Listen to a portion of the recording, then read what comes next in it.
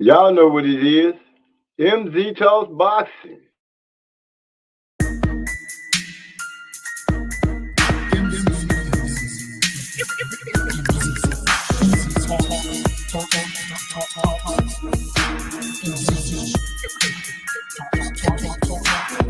Let me make this abundantly clear.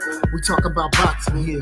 My opinion is winning, but if you ain't feeling you're good on your boxing, yeah. This mental headshot sting. So do these body blows that I bring. You wanted the big step to the ring. Let's go to the toe to the final bell ring. MZ Talks Boxing. Yeah.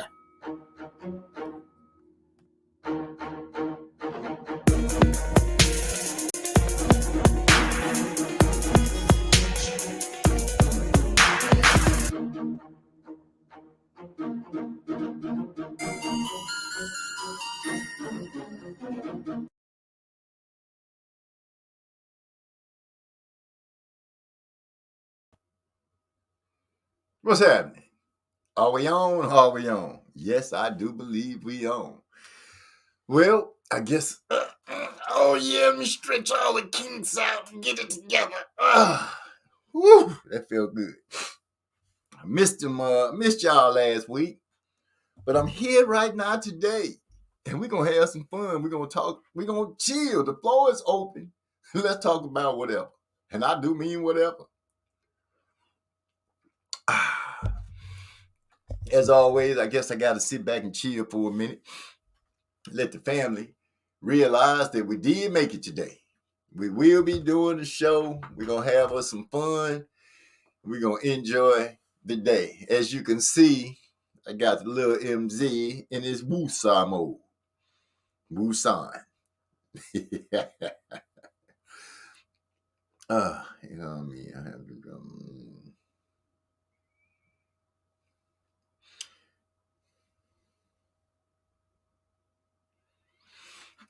So, with that being said, I'm glad that everybody's doing all right. Once again, I had to work the weekend, so I missed all the boxing. But I'm sure that somebody gonna tell me what I missed, how I missed it, and all that good stuff. So let me get myself all the way together. I want to thank everybody who checked out the video about if you're gonna buy some nookie, some cookies, some cootie cat, some coochie or whatever. You know, like they said on the video, I want to go ahead and touch on that. And I threw out another poll that seemed to be gaining a lot of ground. And that's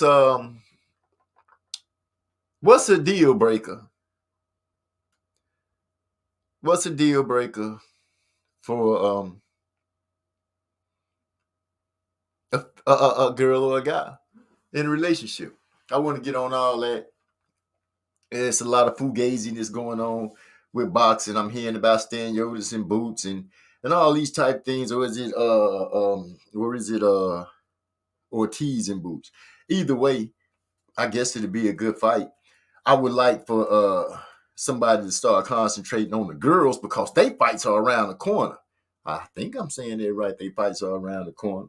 Clarissa the Quote Shields, that's my girl. She finna go out there and handle her business against whatever old girl name is. I can't remember right now. Alicia Baumgardner, that's my other girl. That's my other girl. She finna go handle her business against Meyer. But I don't know. Meyer might go out there and be like, dude, you got me messed up. I'm not just going to let you come out here and whoop on me like that. You know, it could be one of those situations. Oh, we got Gil Coles in the house. Salute, OG. I'm saying salute right back at you, my brother. Good to hear from you. Good to see you. Glad you're around. How's things going with you in the Champ Ross? Have you made a move? That's what I want to know. Have you made a move? And do you got everybody on their heels? You got them fighting off their back foot or what? Talk to me. Let me know something. Let me know.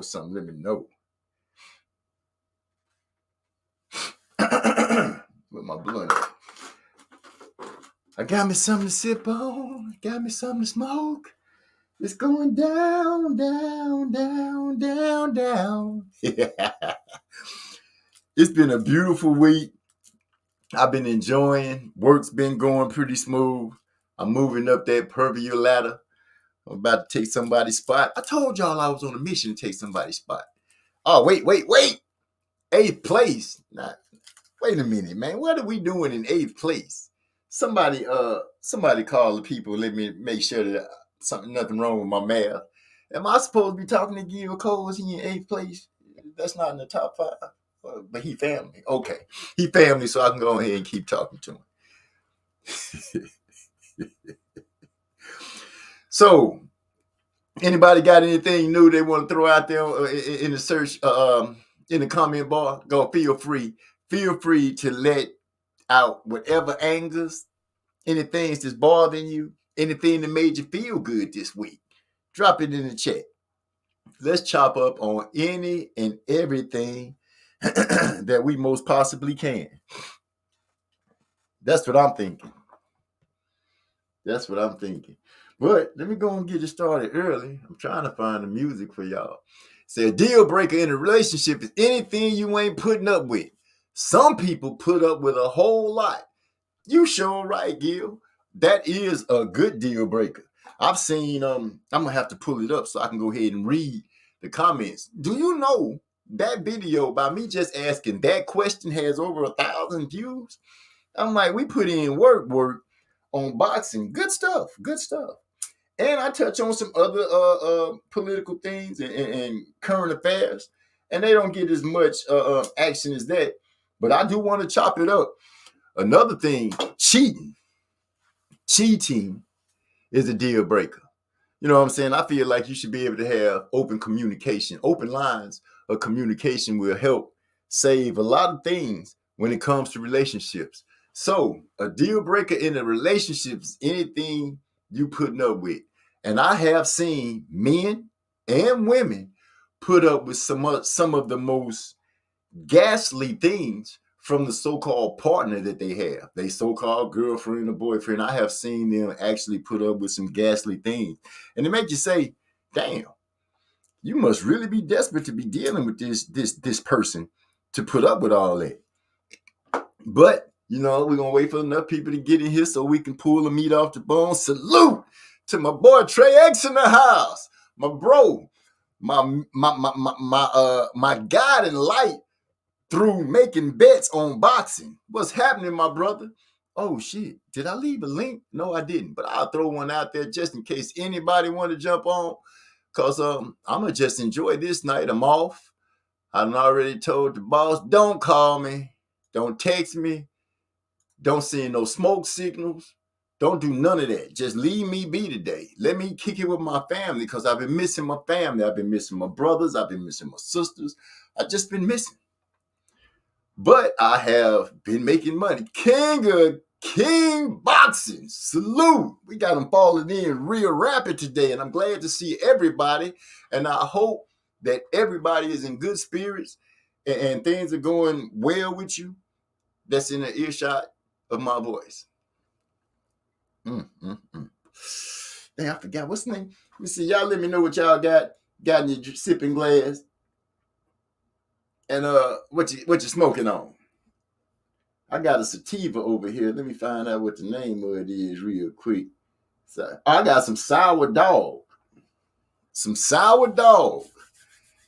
I'm gonna go ahead and see if I can't. I'm gonna roll it up. It's nice and it's pretty too. It's a nice light lime greenish color with a nice pungent aroma, a real pungent aroma. It get all the Let me look back at the screen. I'm seeing it says salute, bro, 100. Look at this guy. Hashtag pay. Oh shit. King of Kings. Come on, fuck with me, bro. Man, matter of fact, the last time we was on, I thought we was going to have a conversation in the back cave. Left me in there by myself. I guess he said, fuck MZ2. I'm going to leave his ass in the dog, too, just to make sure everybody gets the same treatment.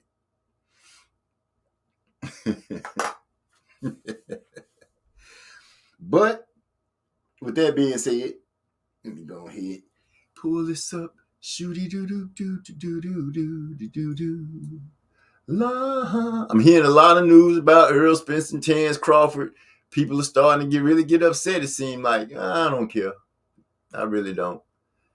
I'm starting to gather my own opinion as far as what's coming out and what's not. Okay, what's this about? Nothing.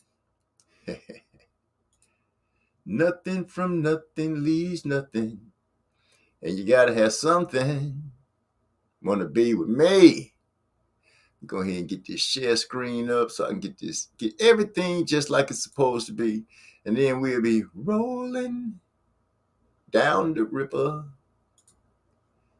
That's the library. Yeah, let's go ahead and get that in there. Add that. And then go there. You know what?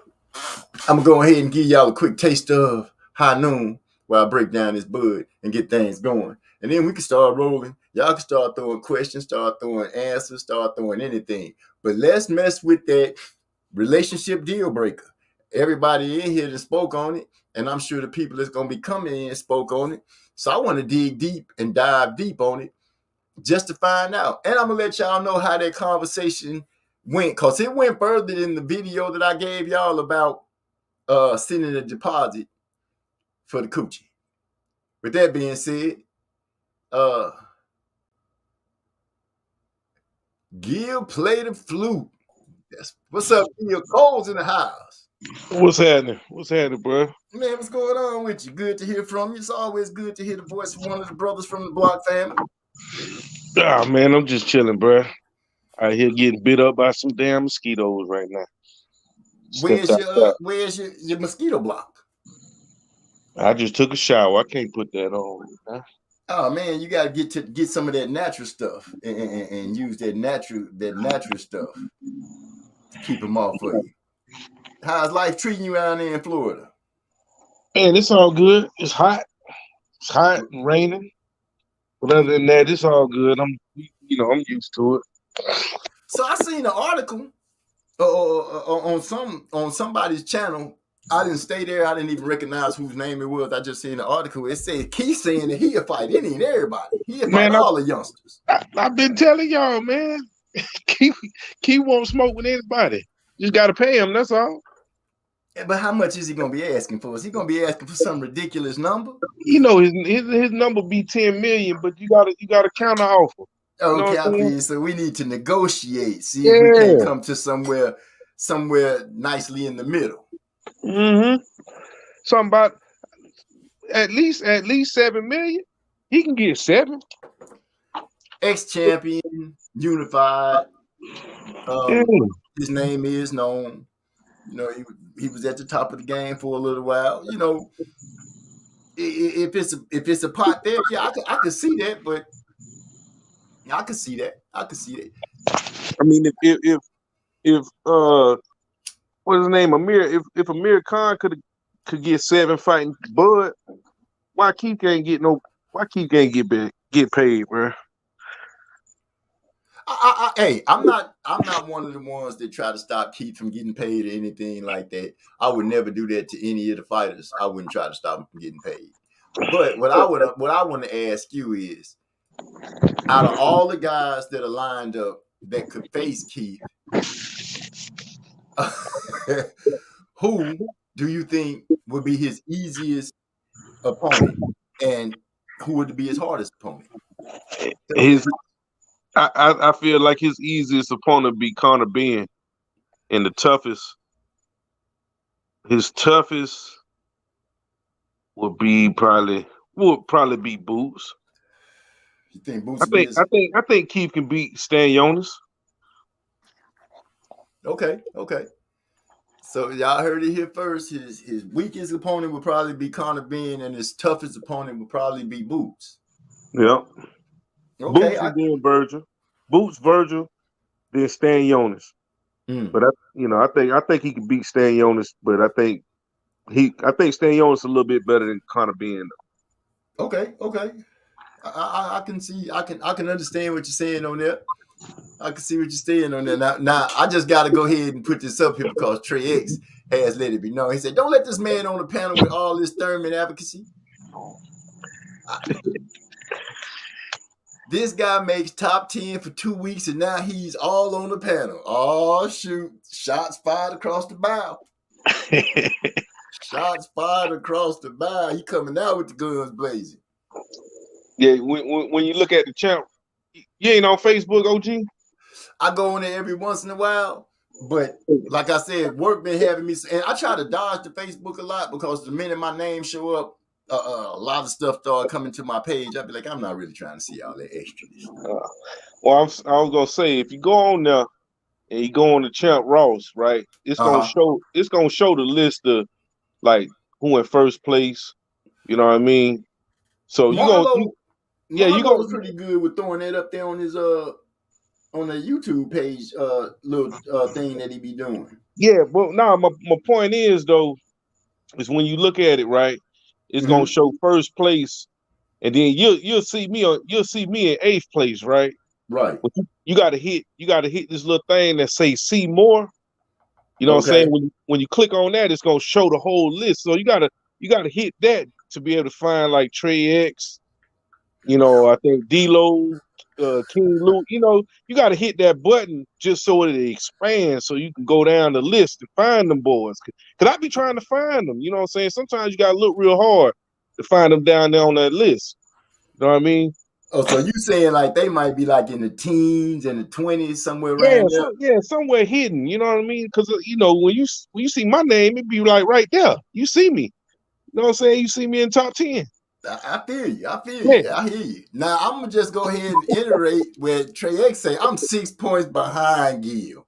Don't listen to the BS. Well, OG, that's a strong 6 though. That's why I'm trying to tell him that's a strong 6 though. If this was the playoffs, he might not make it. Yeah, that's a touchdown, ain't it? Yeah, that's a touchdown or 2 field goals. Yeah, or 3 safeties. There you go. That's 3 safeties right there. You can look at it all the way around the block. Yeah, those are different ways to put it. That's 2 3-pointers. Hey, there you go. I got 3rd last week and made up a lot of ground. So said my brother Trey X. So it sounds like he making a move on you, man. That's what it sounds like. Yeah, he trying to do a little something. You know what I mean? I tried to take one of my wing. You know what I'm saying? Oh, you trying to coach him? Yeah. Wow, that's some big words right there because I'm under his tutelage as far as learning the game and paying attention to certain boxes, who might win and who might lose. And I must say that I have learned a lot, and my pocketbook is also showing it. So he ain't been teaching you how to change your pick at the last minute, have you? Oh no, we don't do no changing of the picks at the last minute. You don't want that. You don't want that, man. I can't let you do him like that because he don't be telling me to change no picks at the last minute. When he give me information, it's strong and concrete. I can pretty much build a garage on it. So I'm sure you saw the video where I messed with the people that came in the store and asked them about paying for the women of the night, right? Yeah, I seen a little bit of it. Yeah, but I didn't do a long one because I didn't think that they was gonna come on and do as much as they did. I really went on and did a lot. We got Mark Nash in the house. What's going on, man? He said peace and blessings, 100, and peace and blessings back to you. Salute. Thanks for coming through. Hollering at us. Yeah, salute, homie. Let me see. We have to figure out what's going on with Eric. Oh, he's still shadow. Damn, Eric. If you shadow band, man, click the link and come on in. We're going to figure out what's going on. But you got things to say, you're more than welcome to jump on this panel so your views can be heard. So, Gil, just to throw the question out there, would you send a deposit? Nah, I couldn't send no deposit. I was surprised. It was a couple of people came in there. One young man was almost on the verge of saying he was sending a deposit. I had to save him. So you gonna send this bitch some money and you don't even know who she is or where she at?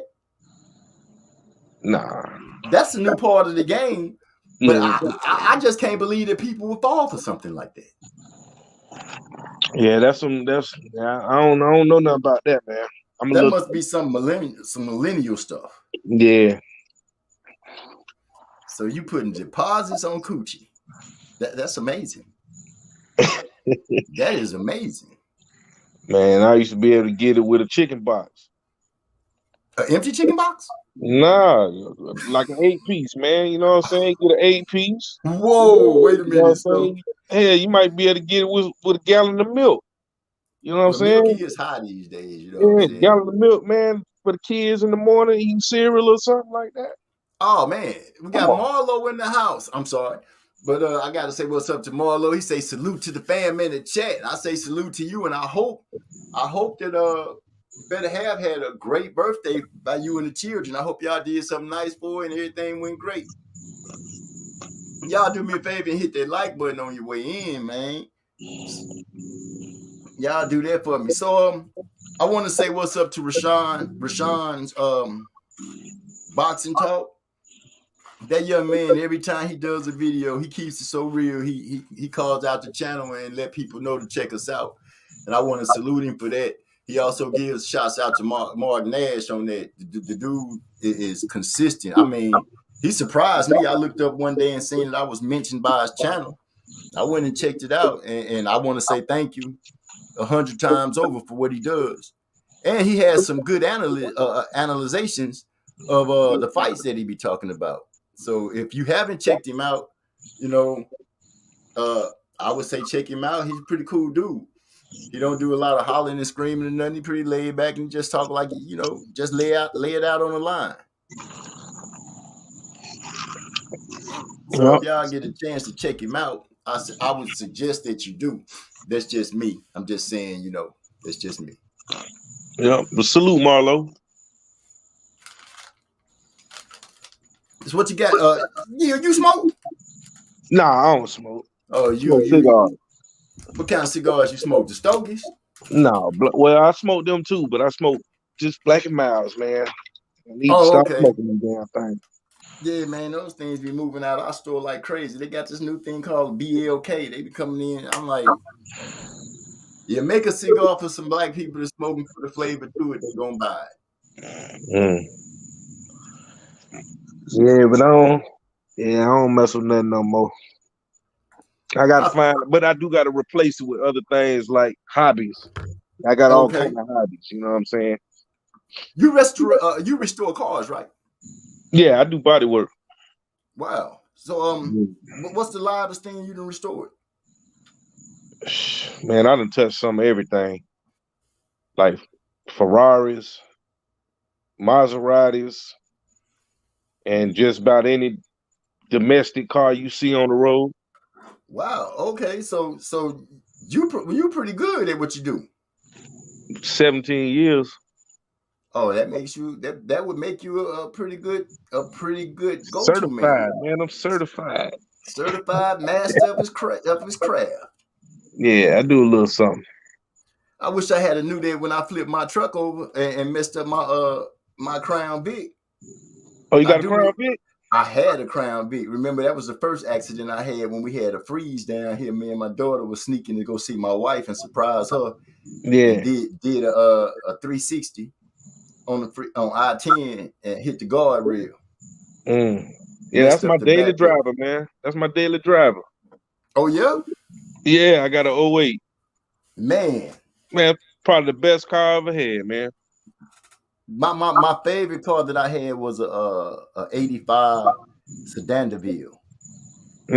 That was my baby. I loved that car. Yeah. Yeah, but I love this Crown Vic though. Now check this out. Since seeing that you work in, you deal with public people. Now, I have noticed sometime that there's been a couple of folks come in the store. I'm gonna say you can guess their color. Mm-hmm. Now they buying stuff from me, right? But yet they don't want my hand to touch their hand or they items.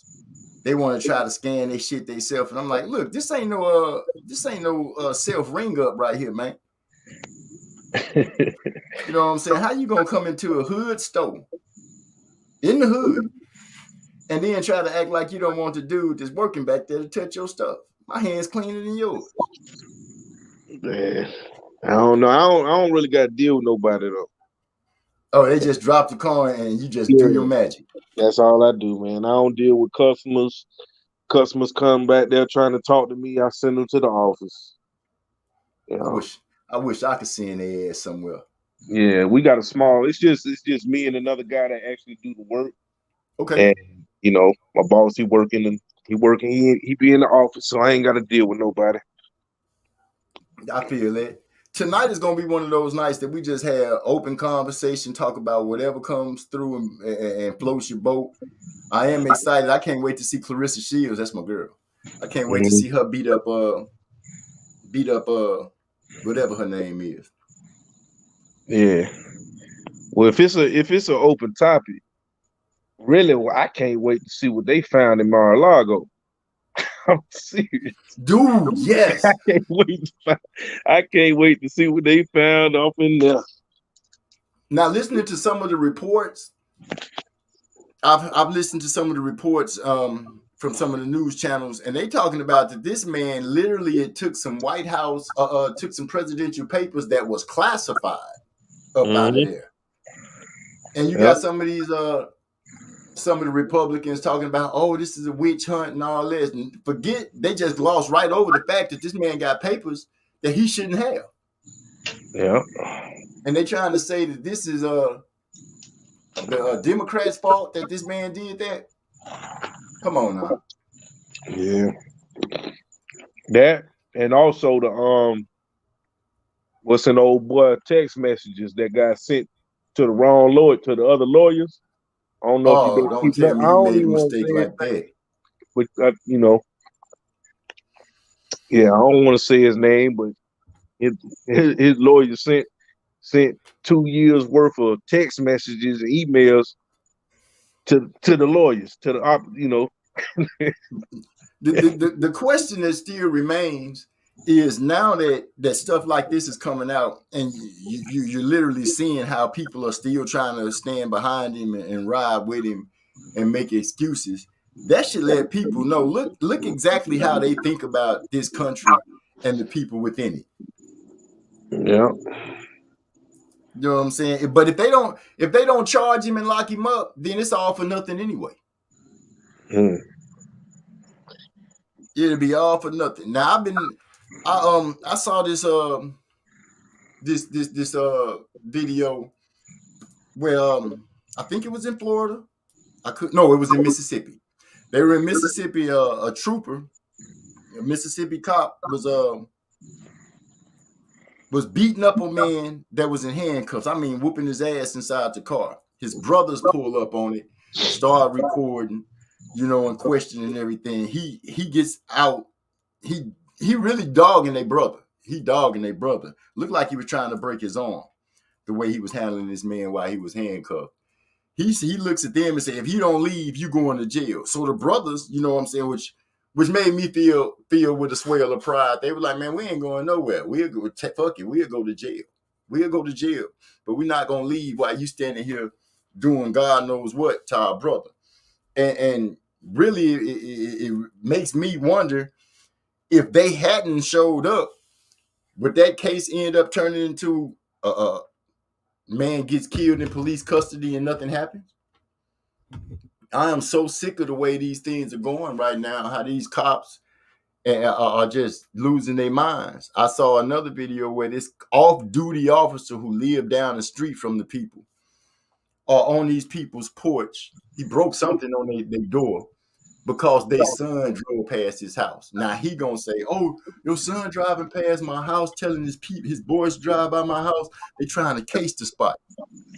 But he told them stay off the block. Bitch, they live there. Why are you on these? And he pulled a gun on the man. Yeah, I seen that. Man, look, we got guns just like them. When they start acting crazy, act just like them. That's how I feel. If you start meeting some of this old nonsense aggression with some of the aggression they bring, especially they standing on your porch, not in your yard. They are literally on your porch in front of your door. I would let their ass get what they looking for. Yeah. I would let them get exactly I would give them exactly what they're looking for. But, people say it's easy to say that until it happens to you. Okay, I can make you a believer. I refuse to just lay down for anything.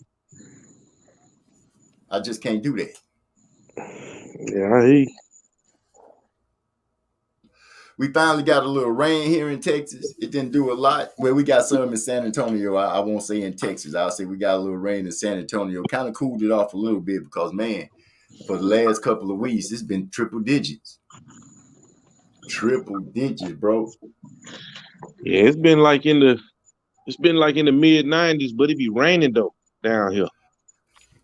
I can take that. You know what I'm saying? If some rain coming down, I can accept that. But just hot every day, day after day. But it's 6:45 in the morning and it's 90 degrees outside. Yeah, it be like that down here too. Well, I'm like, I don't know, like, I don't know, man. It's a different type of heat though, I think.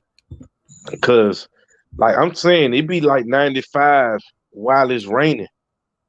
And then when it stopped raining, it just turned into life. You know Just what I'm like saying? muggy and just Yeah, heavy. man. Okay, I feel what you're saying. It'd be crazy. Like, I got partners from up north that sometimes come holler at me, and they ain't even ready for it, you know, because they'll ask me why you got a towel with you. I'm like, you gonna find out. You know, I just got me a little hand towel or whatever. It's for sweat. You gonna sweat your ass off down here, you know. They think shit. It's crazy. Man. Yeah, I got a homeboy up there in Rochester. You know what I'm talking about? We always going back and forth. And he was telling me the other day they complaining because it's like 80 degrees. You know, talking about it's hot. And I'm like, man, that's what I be talking about when it be like 30 degrees and I say it's cold to y'all. You know what I'm saying? Right. You know, yeah, they be laughing at me when they talking about it. You know, I say it's cold or whatever. It's like 40 or 50. You know, they be in the negatives and shit. Now I'm gonna tell you, I'm from a place where it snowed a lot and it got real cold. And the myth that I be hearing a lot of cats say, I'm from the north, and when it's kind of cool down here, cats be saying, man, it's cold. Oh, this shorts weather. I be like, man, you a lying ass. You a lying ass. You know damn well you ain't walking around from where you from in no shorts and tank top when it's cold like that. Stop that. Stop that bullshit. So I'm hearing, which so many people made videos about it, Gervonta Davis and Ryan Garcia, which in my mind and heart, I never thought that Ryan Garcia is going to fight. That dude not gonna fight nobody hard. I just don't see that happening. I don't see it in the way he moved, the way he talk, or anything. He is not gonna fight these guys. What's the words they're using? He clout chasing or whatever. That's exactly what Ryan doing. You think he's scared of Tank? Well, what I'm gonna tell you, when I saw the footage of he and Rolly sparring, and I saw Rolly punch him in his face, his whole demeanor changed, and they were just sparring. I don't think that dude wants to fight any of those guys that's gonna cause him some problems. Now I could be wrong, and somebody might have a different opinion, but for me right now, Ryan Garcia, he and Jake Paul could trade places as far as I'm concerned. Yeah. I don't know. I think they just be about that money, man.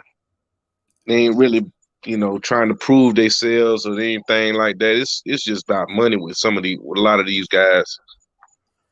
Isn't Ryan is over there with the zone people, right? Yeah. And let's be honest, what actually is the zone offering boxing fans? Mm-hmm. I ain't subscribed to them, so I couldn't tell you.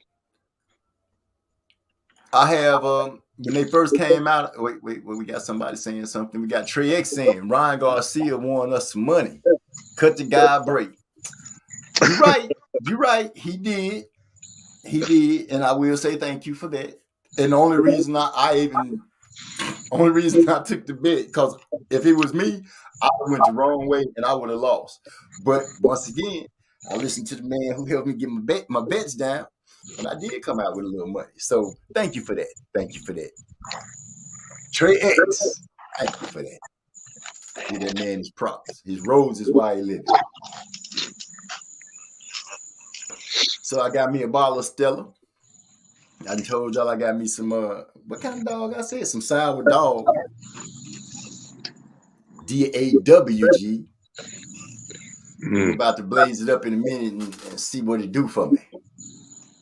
Which Stella you be drinking on? Man, I drink all the Stellas. I drink the Stella Rosa Black, the blueberry, the I tried the grapefruit. I'm not too much a fan of the grapefruit. I'm usually on the Stella Black. Okay. Yeah, that was some whatever it was I had. I guess it was a regular bottle. Just I don't know if it was black or not. But it was pretty good though. Oh, okay, I mean? I'm glad you liked it. It's an Italian wine that they got. I'm gonna find out what the name of it is so I can go grab a bottle. It's a little expensive, but it is good. It's very good. It's very good. What you know about that Earl Stevens? Earl Stevens. Yeah. Now I'm gonna be honest with you. I don't know too much about Earl Stevens. You know who that is? No, I don't. That's E40. Oh, for real? Yeah, E40. Yeah, he got his own wine company and all that. Have you tried it? Yeah.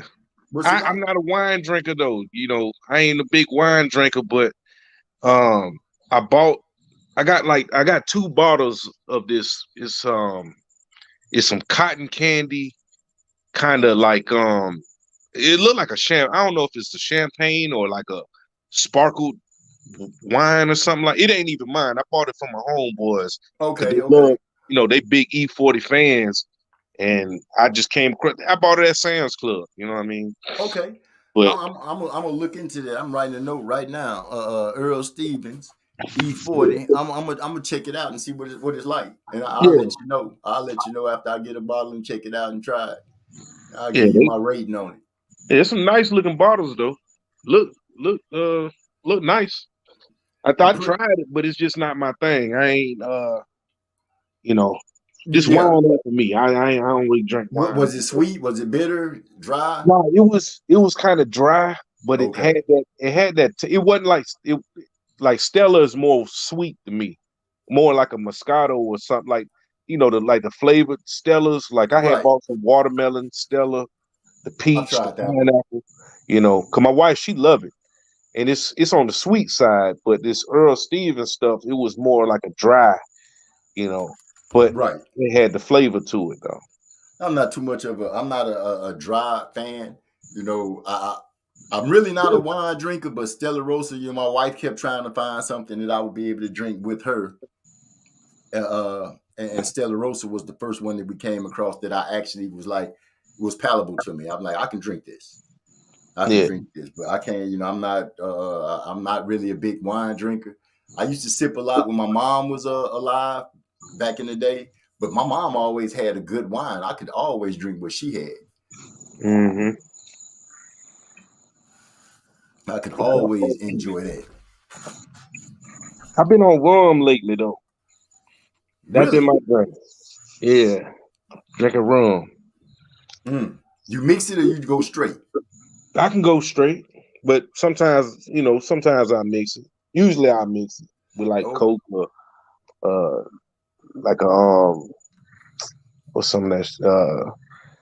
You ever had that? That Coco Rico? No, the only rum that I really mess with is the one in that white bottle. Oh, the Malibu or something like that? Yeah, the Malibu. That's the one. Yeah. Well, no, the Coco Rico is like a coconut soda. That's what I mix it with. Okay. Yeah. But I like buying local stuff. You know what I mean? Right. Yeah, I try to buy stuff in the area that's like the stuff I've been on lately is Siesta Key. It's a coconut rum. It's made down there in Sarasota. So you a pirate. Yeah, I'm a Bucks fan. Goddamn right. Yeah. So what the football season you going unfurl to this year? You say what's that again? Who's your pick in football in the upcoming season? I know you said the Bucks is your team, but do you think they're gonna do something? Yeah, we're gonna be straight. We making another Super Bowl run. Oh shoot! Let me write that down right now. Gil Yeah, Cole say that the Bucks is gonna make a Super Bowl run. yeah, we just picked up old Julio. Yeah, we Wait, pretty much Julio still. Jones? Yeah, He he still picked. play? Yeah, Wow! I thought he was done. man, he gonna be on the other side of Mike Evans. Good. But I respect Julio's game from when I used to watch football. But like I said, I haven't watched football in about, I would say, at least 4.5 years, maybe 5. It's been a good minute. I Yeah, got frustrated because I felt like they was changing the game up too much, taking away from the hidden, just too many politics in football. yeah. I had my little stint, but when the Bucks started moving back up in there, I had to get back on it, man. You know, my time of boycotting was over with, man. I had to get back on it. Trey X said he think the Bills this year. I think I'm taking the Bills this year. That's what Trey X said. I got my reading right now. You see, I'm talking clear because I haven't started enjoying my festivities yet. So that must mean them Cowboys ain't doing nothing this year. Who was a Cowboy fan?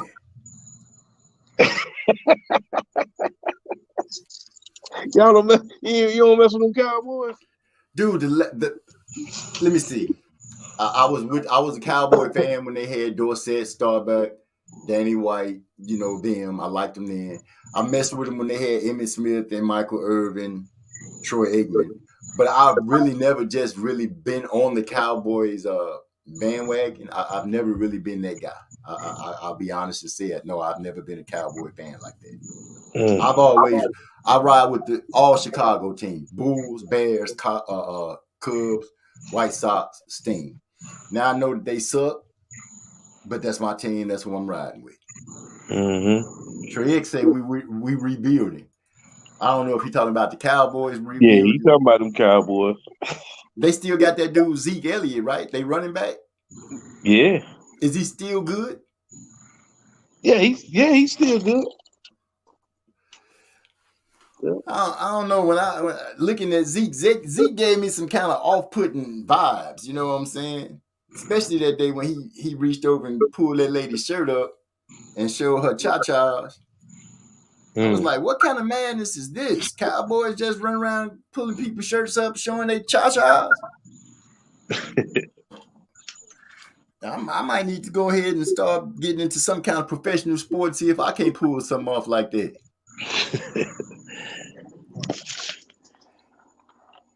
Marlo said he had to step away from the stove. Oh, that ain't for us.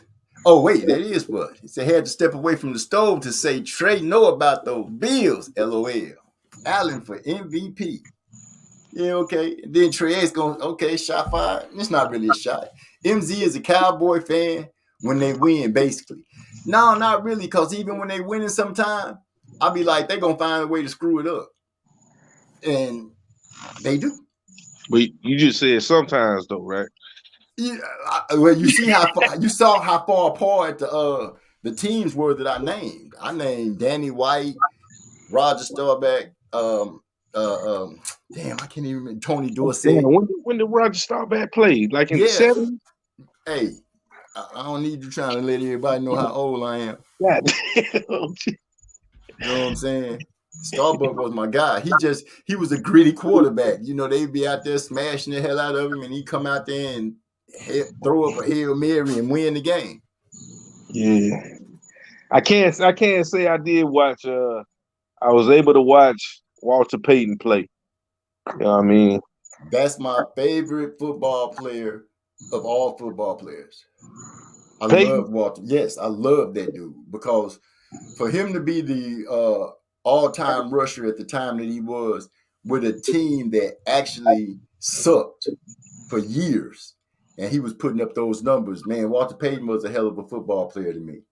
There might be some that was great and people might classify better than him, but for me, Walter Payton was a symbol of excellence when it came to football. And it was really messed up that when they did get into the Super Bowl, Mike Dicker didn't let this man score a touchdown. Yeah. How do you let this man go to his only Super Bowl, league's #1 rusher, and you don't let him score a touchdown? But he played the decoy. He played the decoy role like he was supposed to. He did what he needed to do for the team to win. But I still feel like they should have gave him a chance to at least score a touchdown. Mm-hmm. But hindsight is, always the best sight. Hindsight is 2020 all the time. That's what they say. Salute Eric R.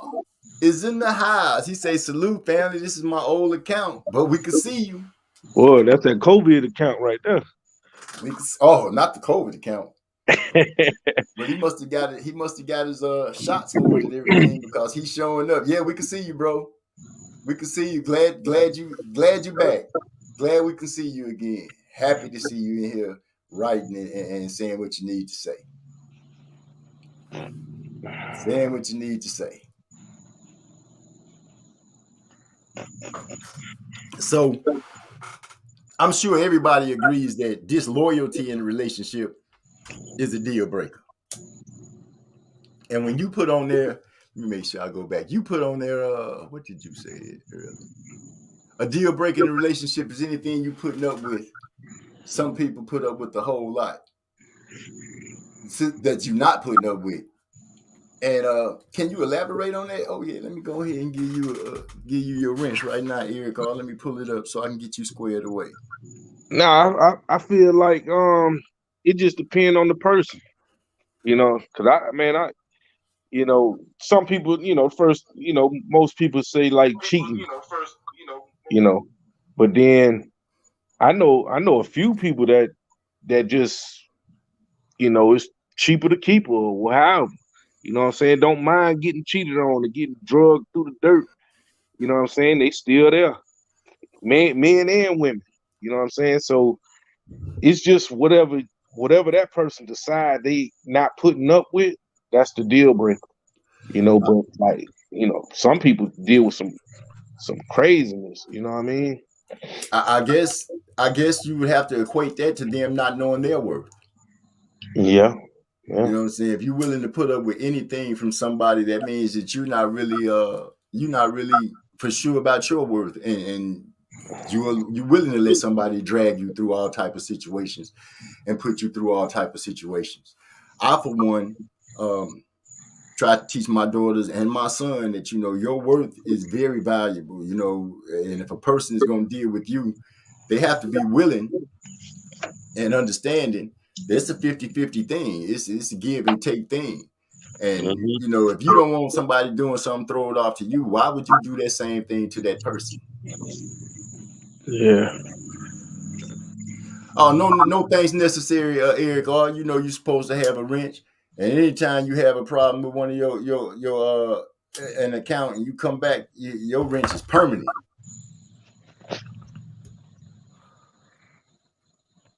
So, salute, Eric. Now I know I saw King of Kings up in here. I'm hoping that he swing through and holler at us. Drop some knowledge about some boxing. Drop some knowledge about making some bets. Yeah, come on through, King of Kings. It sounds like the waters is safe. It's a smooth thing. It ain't. No, it ain't safe. It ain't safe. But you say it ain't safe? No, it ain't safe. Okay, there we go. We get it together now. I feel like that could have been any one of us. You know what I'm saying? That's kind of dirty. I could have made. I feel like I could have made that bet with him, and he talking about he stiffed me. Or that could have been you. What if you made that bet with him and he just, I ain't finna pay you? Like, no, it's some principles behind this mess, man. And when I found out, it's like, come on, bro. You up here talking, you giving us your take on boxing, but it's sounding like a hypocrite. You know what I'm saying? So, like, I don't be wanting to disrespect nobody's show and bring it up, but like, man, sometimes I be hearing them talking, and it's like, come on, bro. You up here on people, and I felt like that like I say, I felt like that could have been me, man. If I make a bet with somebody, I'm gonna pay him. Have it go. Maybe he went to Donald Trump's college for a little while, and that's one of the courses because Donald Trump don't like to pay bills either. Mm-hmm. But I'm not going I'm not going to drag the man too much. So hashtag pay your bill. That's it. Pay your bill. You know what I'm saying? That one been riding for me. Hashtag pay your bill. Oh. So I lost my train of thought. Let me make some noise first. Oh man, y'all gotta stop making that noise because you're making me lose my train of thought. I got that from little bro Trey X. Any noise, we gonna have to reset. Where's Decane at? I hope social science is doing all right, and I hope the people that he been standing behind while they was going through what they was going through, I hope everything is all right with them. That's a good friend right there to stand through and try to help people get through hard times. I salute him for that. Yeah, much respect. Much respect. So,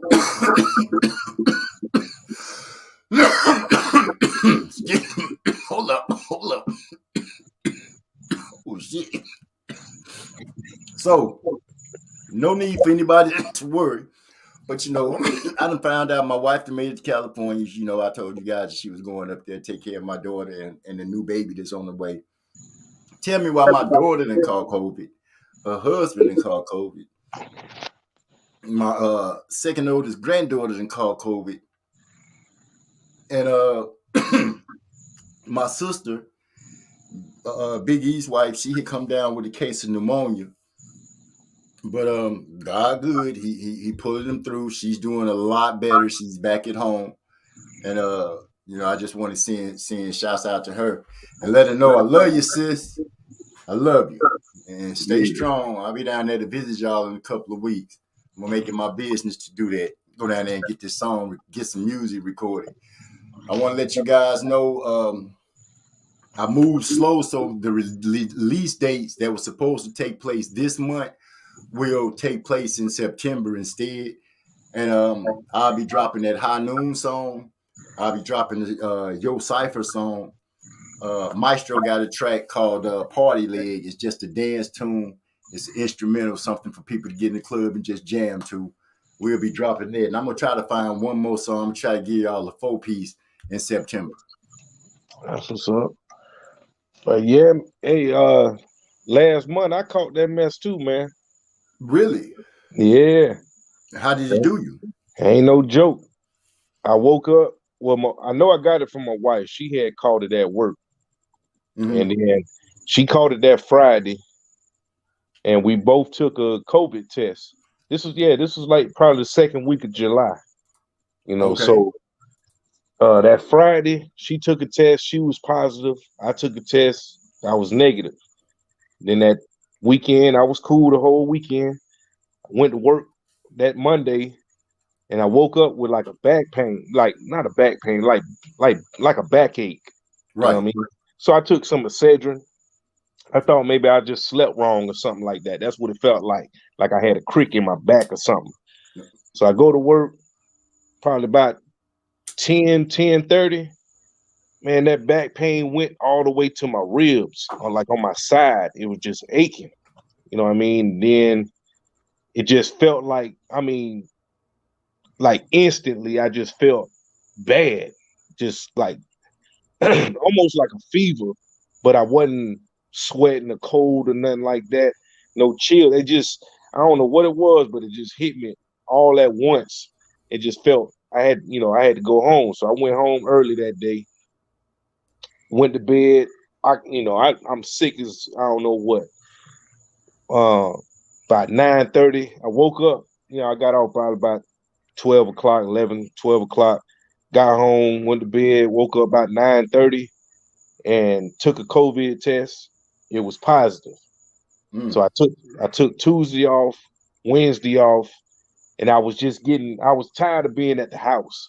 Like I said, we got a small shop, so I ended up going back to work with COVID.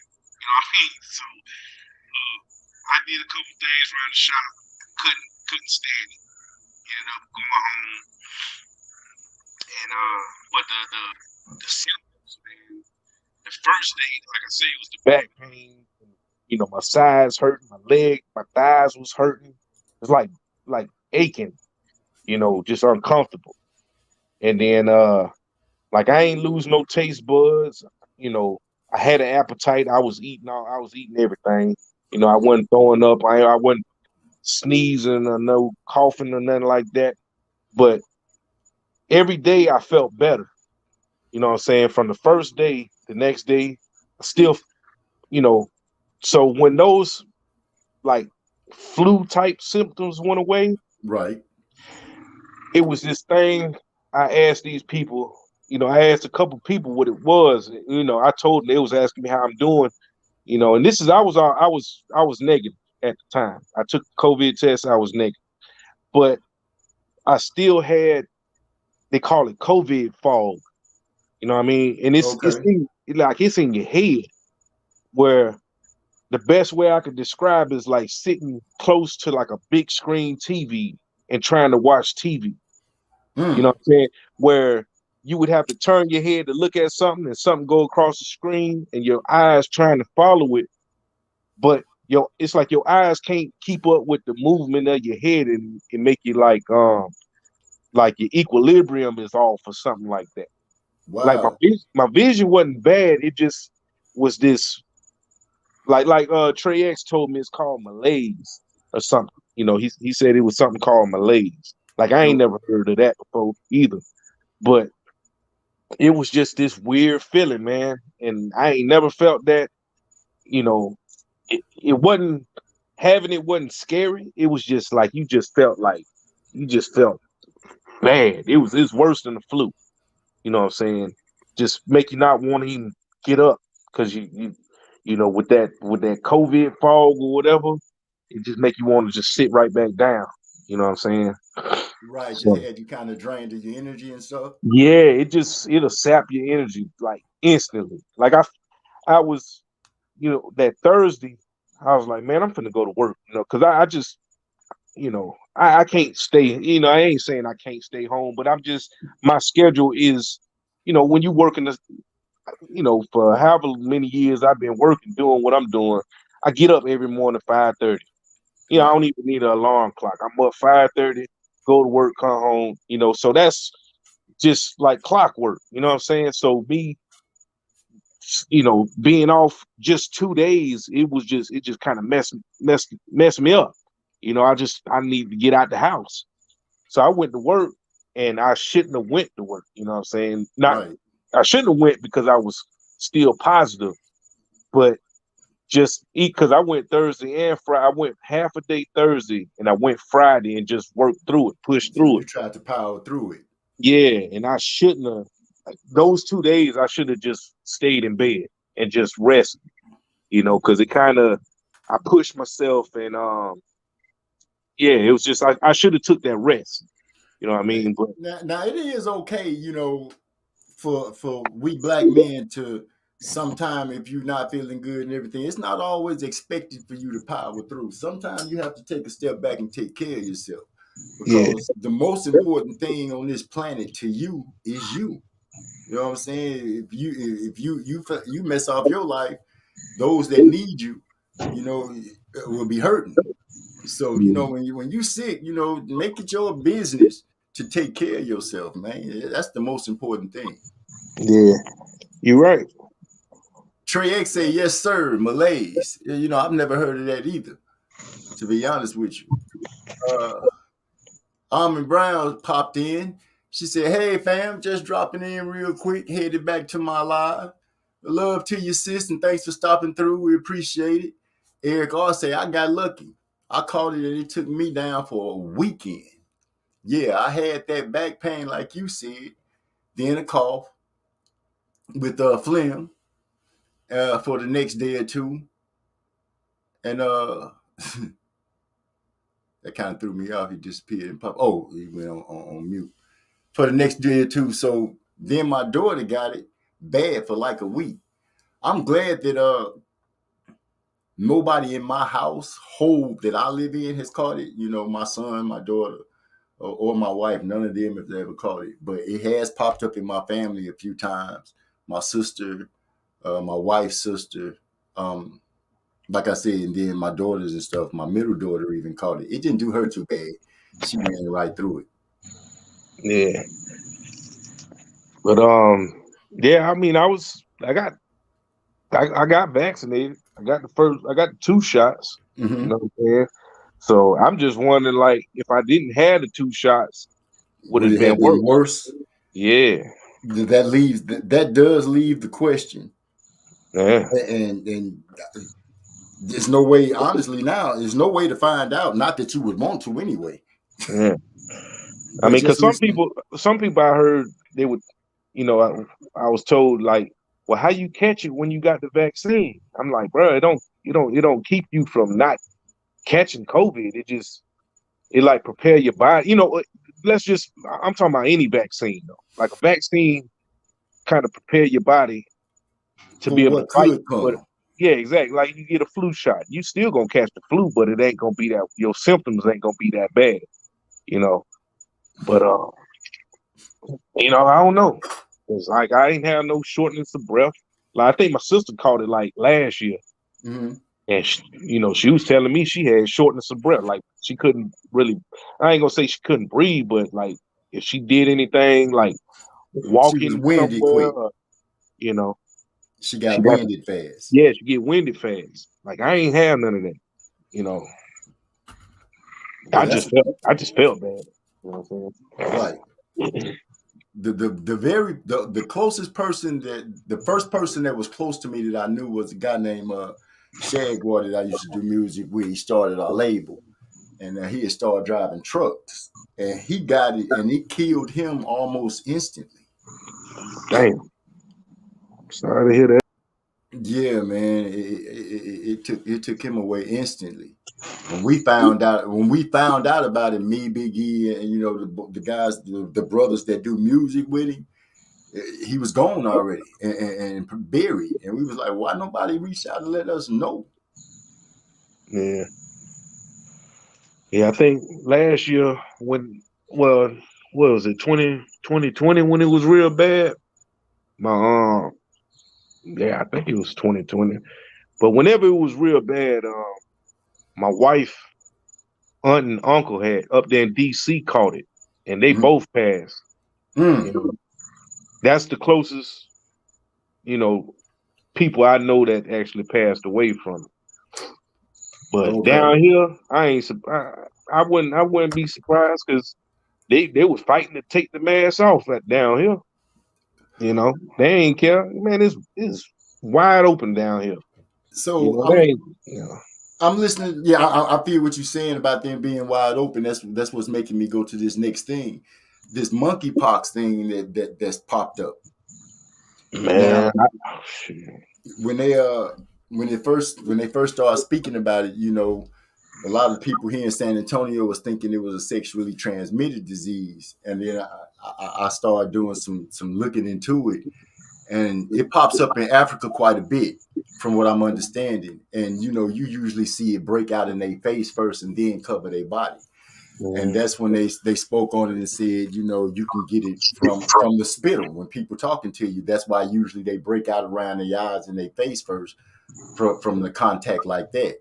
Now, here in San Antonio is being said because it's breaking out on people's stomach and I guess pubic regions that people have it, and what you're doing is getting some head from somebody that got it, and the next thing you know, bam, there you are.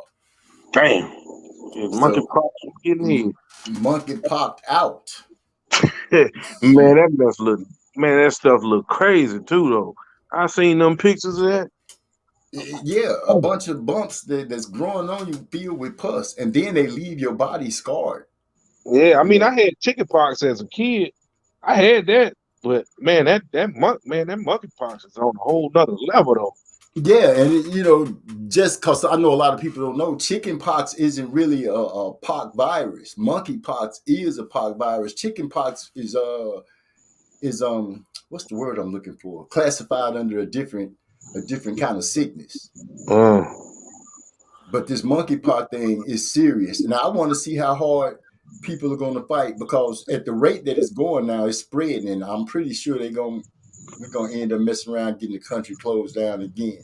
Not wishing that, but just knowing how hard headed people were when it came to COVID and asking them to wear masks. Then I'm thinking that they're gonna still have the same problem trying to get people to put on masks now, just to not spread it. yeah. Damn, does hand sanitizer kill that stuff? I haven't heard anything about what stops it. They haven't spoke on anything like that. Only thing I've been hearing here in San Antonio from our health leaders is that it can be airborne. A person can touch you when you can get it. Yeah, I heard if you touch some stuff, it can be on like sheets and clothing or so like my main pet peeve nowadays is gas pumps. Cause you know how many people touch a gas pump getting Yeah, gas? yeah, So everybody. man, and I do a lot of driving. I live, I do a 40-mile commute one way to work. So I'm driving 80 miles a day back and forth. So I'm getting gas like twice a week. You know what I'm saying? So, man, my thing now is like hand sanitizer, man. I'm just addicted to hand sanitizer. It seems like, Damn. well, I won't say everybody because I still see a lot of people that's just living regularly, just doing things. However, not sanitizing, but I do see a lot of people that sanitize. I'm gonna jump in on Eric R. He said, "Yeah, if I didn't have them shots, it probably would have been bad. I didn't want to take it because I believe God gave us an immune system for a reason. Yes, He did. And Eric R. To speak on that, when I also say God gave us doctors with the knowledge to learn different stuff to help us get over some things that our bodies aren't prepared for. And it's hard to put your trust in man because we finding out that doctors are low lives too. They doing some unbelievable stuff, and it's just hard. It's just hard. You gotta, I guess, put your faith in God and roll on. Conor Ben, okay, we got Trey X saying Conor Ben versus Chris Eubank is finalized for October 8th. If y'all didn't know, Conor Ben versus Chris Eubanks. Who you got? Who you got? And is it going to be a good fight? Do you think it's going to be something that it's going to be? Are they going to fight on our TV? Or are they going to, well, everybody, are they going to fight over here or over there? I guess that would be the next question. Do you know where they're going to be fighting at, Trey? Eric R. put up a point. He say, ain't it funny how through all the viruses the past 3 years, no other sickness exists? Wasn't no head cold, strep throat, or nothing. Just the vid. Now, on that, Eric, what they did was classify any and everything as far as doing that main part of COVID. This is how they got their numbers up so high. Everything was classified and connected to COVID. My sister had caught pneumonia, but when they classified it, it was COVID pneumonia. So what they were doing was classifying everything and connecting it to COVID. So yeah, they still was doing it. That's how they got the number so high and saying, "Oh, this person died from COVID. That person died from COVID." When sometime they just died from something else, but since it was a big COVID thing and they was pushing their agenda, they pushed it to the extent. Trey X says both monkeypox and chickenpox are viral infections. I feel you. I feel what you're saying, Trey. Maybe I said it wrong, but the way the doctor here was explaining it, she was like, she classified them different, even though they both had a pox thing. She was like, one is different from the other in a major way. Yeah, I heard the same thing.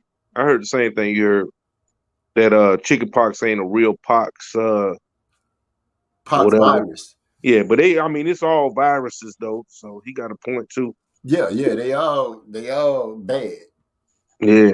But this monkeypox thing, I'm telling you, dude, can you imagine going somewhere and seeing somebody popped out? Hell no, man.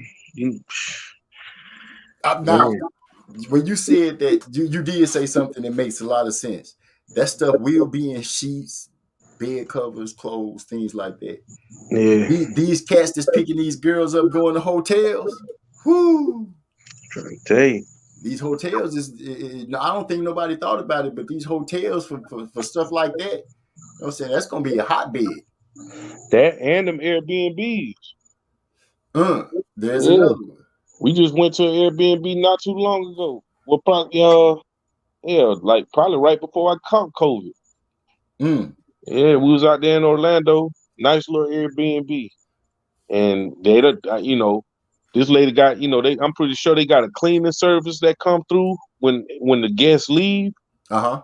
I don't think it's it might not be the same type of thing like a hotel or something. So could be, I don't know. So my wife caught COVID. I mean, not my wife. My boss caught COVID twice. So she came to work. Now, this is the first time I seen this. I hadn't even seen it on the news. Her boss called a cleaning, a disinfecting crew or something like that. We were not allowed to go in the store. These people showed up, put on some full body suits like you would see them wear in the hospital, where they put the rubber bands around their booties on their shoes and cover their gloves, and they went inside this store with these giant ass things and sprayed the store up. I mean, sprayed everything. Damn, I wonder what they using. It looked like something out of a movie. Some kind of biological. It's supposed to be biologically friendly, but it's supposed to kill COVID. And I'm like, how that work? Yeah, they should put that in like a can and set it off like a bomb or something. You know what I'm saying? No, they went in there with these, like, they almost look like some Ghostbusters. Yeah. With hazmat suits on. Pump sprayers and stuff. Yeah, with pump sprayers. They was in there and they were spraying. They sprayed from top to bottom, handles, windows, doors, the floor, shelves where food was at. They sprayed the whole store, every inch of it. The bathrooms, the toilets. At least I saw them go in the bathroom. I can't really say if they did spray the toilets and stuff because I wasn't in there. But from what I seen them in the main area where I can look through the window, they were spraying everything. So I'm like, they spent money and they are being serious about these diseases or these infections.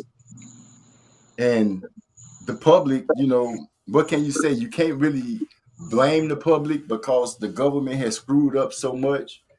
And hell, you can kind of blame the government because I half-ass believe that some of this stuff that's popping up just ain't popping up, man. Come on. 100 years since the earth been spinning around, how many times in history have we heard about a COVID? I don't know. And when they show up, it got a 19 tacked to the back of it like it's been hit 18 times before.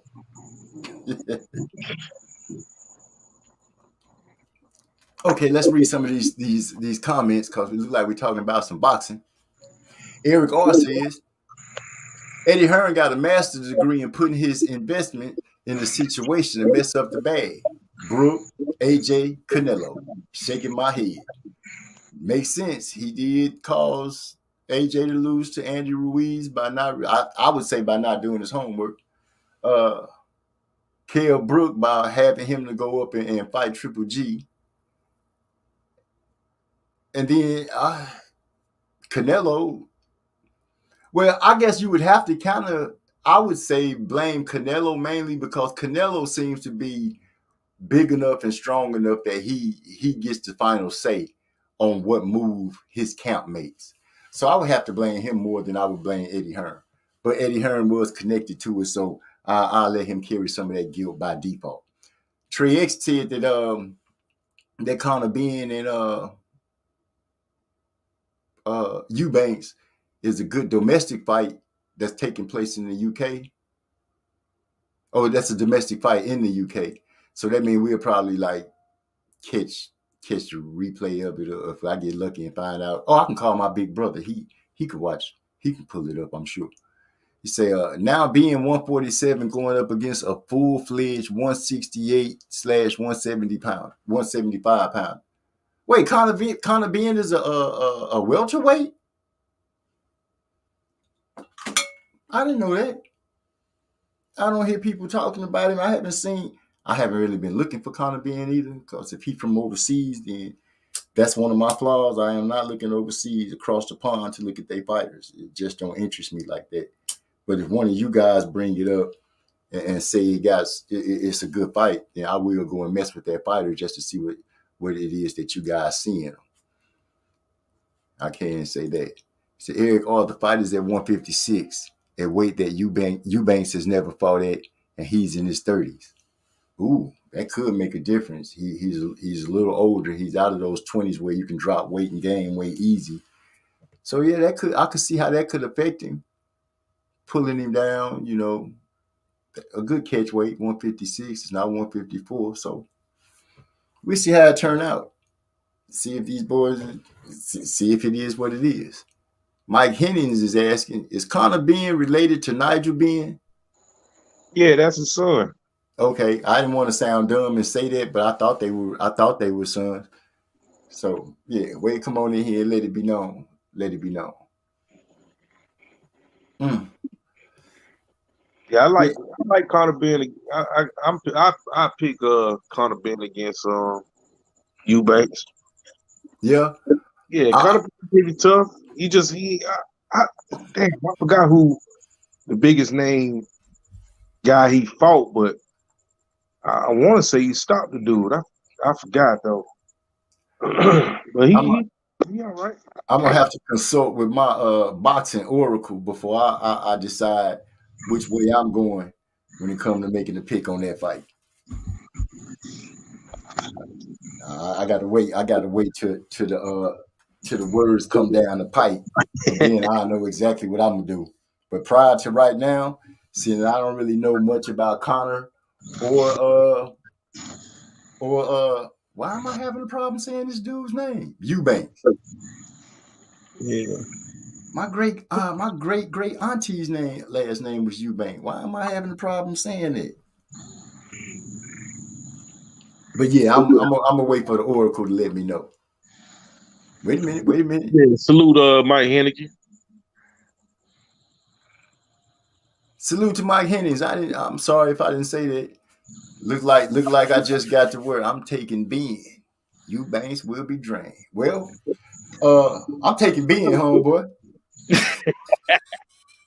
You might be picking Eubanks on that Friday. No, not unless he end up breaking his knee and still trying to fight. Other than that, I'm pretty solid on Conor Benn. Yeah, just like that. The word has come down. I'm gonna go ahead. I can't wait. I can't wait to see what time I'm supposed to place the bet, because you know that's important too. I didn't realize how important it was until one day early in learning. I had waited, and X was like, "Oh, gee, man, you can't be waiting, man, because the line." I think that's what he said. The line will change, and then you won't be getting as much money for it. After that, I was like, "Shit, I could be in a sleep. If I hear my phone being a certain way, I know what that means. Open my eyes up. I be rubbing coal out my eyes and everything, going to the computer, trying to turn that on and read my phone to see what I'm supposed to be putting in." Yeah, when they say that fight was happening, October 16th? No, he said October. I think he said 9th. I'm going back up in the thing. October 8th. October. Finalized for October 8th. You gonna try to do what? No, I say I'm gonna try to catch that one. That's gonna be around about like 5 o'clock. 5 o'clock my time, I guess. That's one of the midday. You know, they be fighting in the daytime now. You know, in the time. UK. Yeah. So I'm gonna try to catch that. What they gonna be fighting on? Shit, I don't know. Probably Sky, huh? Yeah, probably Sky or something like that. Hmm. Yeah, I'll give my boy y'all so he'll know what is coming on. Oh yeah, that's the UK connection right there, huh? Yeah, that's the UK plug right there. I need to get a chance to at least talk to him. I haven't really talked to Yasser that much. He came through on one of my videos and dropped the statement. Oh, because I was speaking about Brittany Garner. Did I say it right? Brittany Garner? The basketball player, right? Her name Garner, right? Yeah. Okay, so I was listening. I can't remember who it was. It wasn't a YouTuber. It was like Roland or Dr. Rashid or one of those main channels, and they were saying that it wasn't a pen per se that she got caught with. She did get caught with cannabis oil, but the reasoning is the cannabis oil is for her to rub on aching joints and stuff like that, because she gave a deal saying that she was using it for that, and in her haste of packing, she apparently packed that too. But to sit down and have to face 9 years, and I know a lot of people gonna say, well, they got their rules and we got our rules about weed and all this kind of stuff, and I'm like, man, this is deeper than some cannabis oil. Yeah.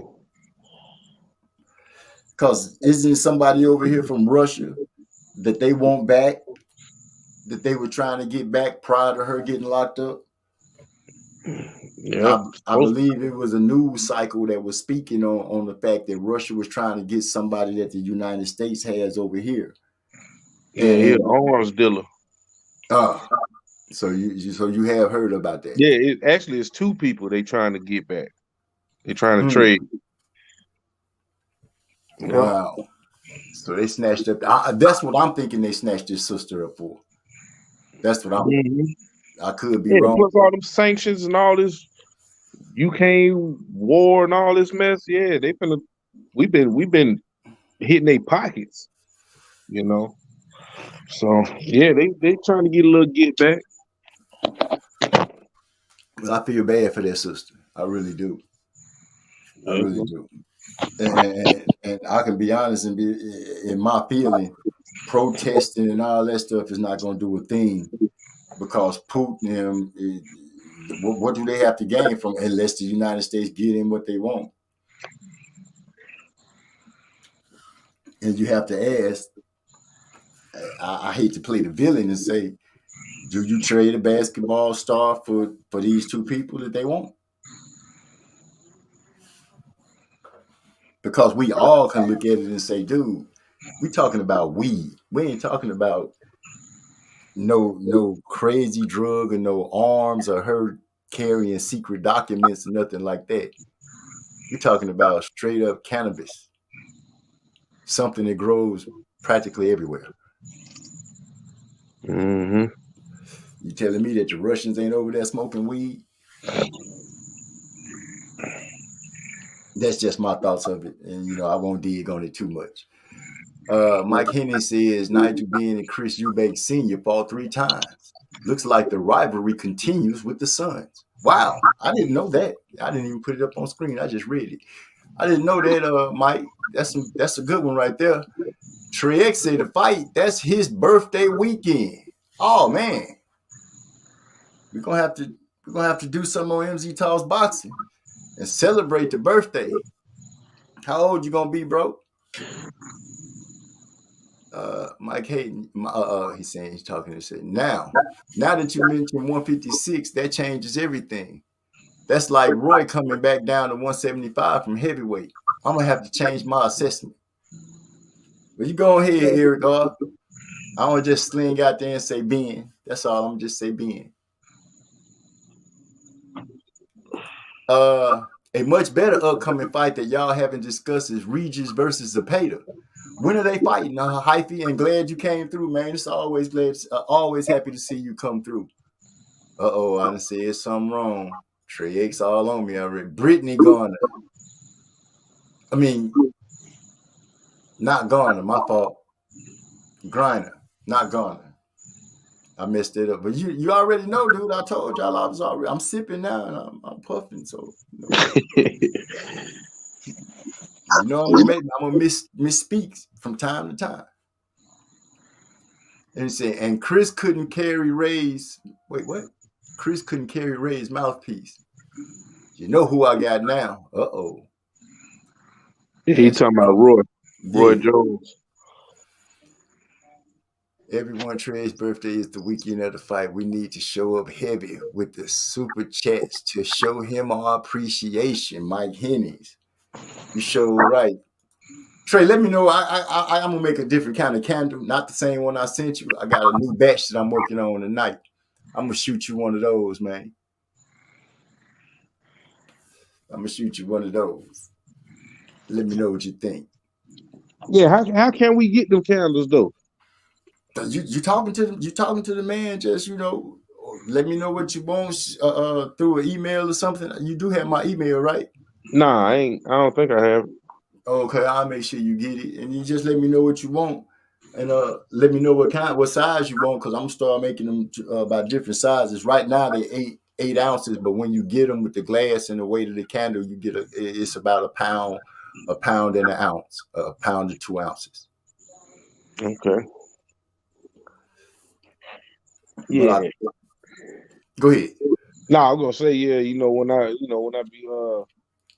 when I be kicking it, I'm kicking ass on Champ Ross. I be wanting to light a candle. You know what I mean? Oh, shots fired! But at the same time, this is a chance for a commercial.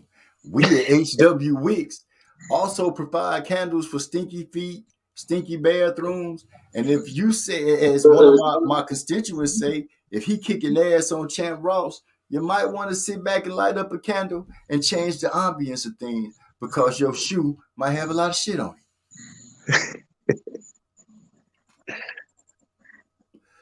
So I'll make sure you get a candle so you can burn as you rolling through Champ Ross and being proud of what your picks are doing for you. I got no problem with that at all, sir. I'll make sure that I get that done for you. I'm gonna cook some tonight. I actually got 2 orders to put together. This one girl, she want us. I want a 3-colored candle, bitch. I'll make you a 3-colored candle. I got you. Can you make it change smells? Of course, I can make it change smells. Oh, gee, I tried to I told you I tried to make candles before. And started a fire, didn't you? Nah, man, them things had exploded. What? Look, check this out. I tried to have a little arts and crafts with my youngest daughter, right? Okay. So we melting old candle wax in a little pot. Uh-huh. So when I melted it, it was still, it was I don't even know what I did, but I took a pot, I rinsed it out with water, right, and I must ain't dried out, and I put that wax in there and heated it up. Man, that stuff went to popping. Man, it was all on my ceiling in the kitchen. Wow. It was everywhere, man. I'm gonna tell you where your mistake was made. You put the candle straight in a pot, and when you make a candle, when you melt down your wax, you want to put it in a double pot. One pot with the water, and then you sit that pot in there and let the water heat up the wax. Oh, like a double boiler? Right. That's how you want to do that. You never want to put the wax directly to the heat itself. Oh, okay. So whenever you're doing that, you want to use a double boiler. Yeah. What about using can you use crayons? To do what? To make a candle? Yeah. No, you would use the crayon. If you was going to go a crayon route, you would use that to color your candle. Yeah, exactly. That's what I'm talking about. Yeah, you can use that to color your candle. Yeah, God, talking about Gil Coles out here making scented firecrackers. Wow. I don't even see where that one at. It's at the bottom. Man, that mess, bruh. I'm in here showing my wife. We all proud. I even bought wicks and everything. I'm trying to have just spending some time with my daughter. Right. And man, that water went to popping. Man, that thing set that baby up for failure. No, sweetheart, don't listen to daddy when it comes to making candles. You want to make a candle, have him to call me. I'll walk you through some steps. I had to paint the ceiling. Ceiling had like turquoise wax all on the ceiling. I had to spot paint all kind of stuff, man. You know, you could have took a hot towel and pressed it up against those areas, and that towel will suck that wax off of it, and a lot of times it'll suck that color in with it. And I was trying to hide it from my wife. Oh, you trying to keep from getting the beat down because you went in there and destroyed her kitchen. Yeah, man. So you what? You just was wrong on all levels. Yeah, I ain't know what the hell I was doing. I ain't had no business trying to make no damn candles. You should have looked it up or something before you just jumped in there and said, but you did that I know what I'm doing. I've been doing this for 40 years. Yeah. I had an uncle like that. And he had a problem with always, anytime a lamp cord would catch a short in it or something, he want to go cut the cord and connect it to a new cord. And was talking and will be drunk sometime, and he talking noise. I've been working around electricity all my life, and plugged that lamp up, and that bitch blew up. Boom! just throw the instructions in the trash, man. Man, Eric R say sensual dynamite sticks. Little Miss Cole's gonna be making Montag cattails. Are you gonna have that be? We got a candle that'll really pop. Yeah, that'd be popped. Yeah. Man, yeah, candle. It's long. It's kind of a long process. The longest part of the process is waiting for them to harden up so you can move them around. But if it's so many different ideas that you can do when it comes to making candles and different molds and stuff like that, it's ridiculous. Hold on, Hyphy. Regis and Zapata for the Bacon WBC 140 should happen sometime this fall. Great fight between two deserving candidates, both guys in their prime. Sure, I will watch it when that fight come up. I like Regis. I like the way he fight. He seemed like a hard-nosed dude. And it's starting to make more and more sense. I think isn't Regis like in his 30s? I ain't sure. I think he might be close to it in his 30s, but it goes to point to the fact that Trey X had made, and I heard a couple other people that's pretty smart in boxing had made that most champions, when you start seeing them, they in their 30s. That's when they start getting their due. And it's starting to prove right more and more. Crawford, Spence, Regis, it's a couple of the guys that's young as champs, but for the most part, the ones that people clamoring for all the time are in their 30s. So yeah, that made that is turning into a fact pretty much when it comes to looking at boxing. And I got that information, like I said, from Trey X. I think Marlo spoke on it before, and I can't remember the other two people that I heard speak on it. But seeing it now, and then you bring him, Hyphy bringing up Regis and Zapata, and Regis being in his 30s, I'm like, man, that statement is really starting to stand true, starting to stand the test of time.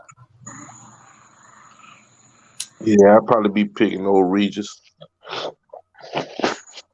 Are you gonna ride with Regis too? Yeah, I think did I say I was riding with Regis first? I'm gonna wait. I got to check the important book. Yeah, Zapata tough though. Is he tougher than Regis? I think I don't know. I like Regis on the inside though. I like his inside game. Yeah, because when he fought Taylor gang, Taylor kept him on the end of that stick for a good period of that fight. Yeah. Is Zapata a boxer like that? Yeah. He is? Yeah, yeah. I forgot when Zepeda. Damn, we need Trey X on this. I forgot. Damn, I think Zepeda was in a good ass fight maybe a year or two ago. I forgot who that was he fought though.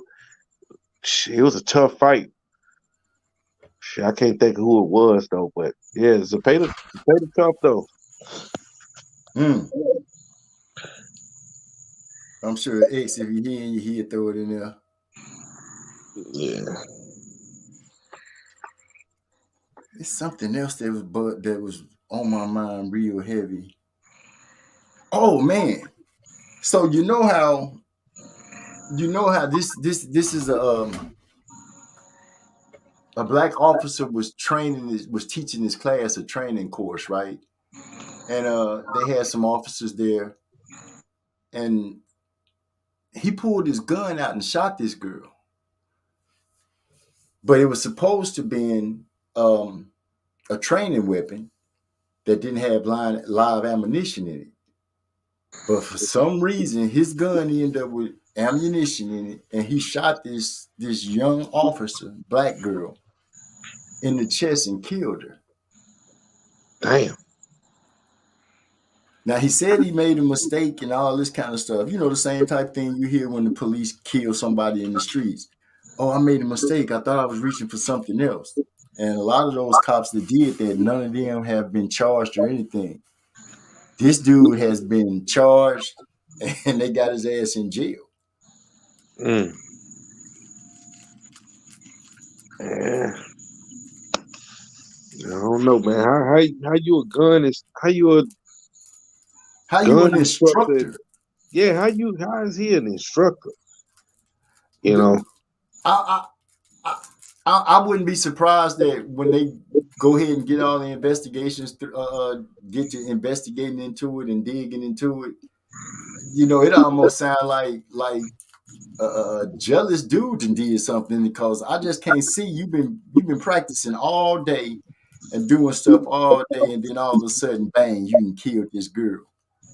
Yeah, I don't get it. I mean, I don't even get paid to do stuff like that. But like, I be building stuff, you know what I'm saying? That's one of my hobbies. But Oh, I don't never have no live ammo around what I'm doing. I keep ammo separate, I keep it in a safe, and I don't never have my stuff together like that, especially when I'm working on something. You know what I mean? Like okay. I don't get how these guys they supposed to be certified instructors and you got live ammunition. You know what I'm saying? That's just crazy. Trey X corrected me. He said Taylor fought Regis on the inside. OG. It just seemed like to me that he was getting away from Regis kind of quick. Like Regis got some licks in, but he really wasn't landing. Like maybe I'm gonna have to go look at that fight again, because I did watch it. I'm gonna have to look at it again and see why I'm seeing it like that. Hyphy got his slang, and I don't know what the Zepeda has a 40. Is that it? I don't know what versus Bruchet. Who is that? Baranchi. Bonnet. Who? Baranchi.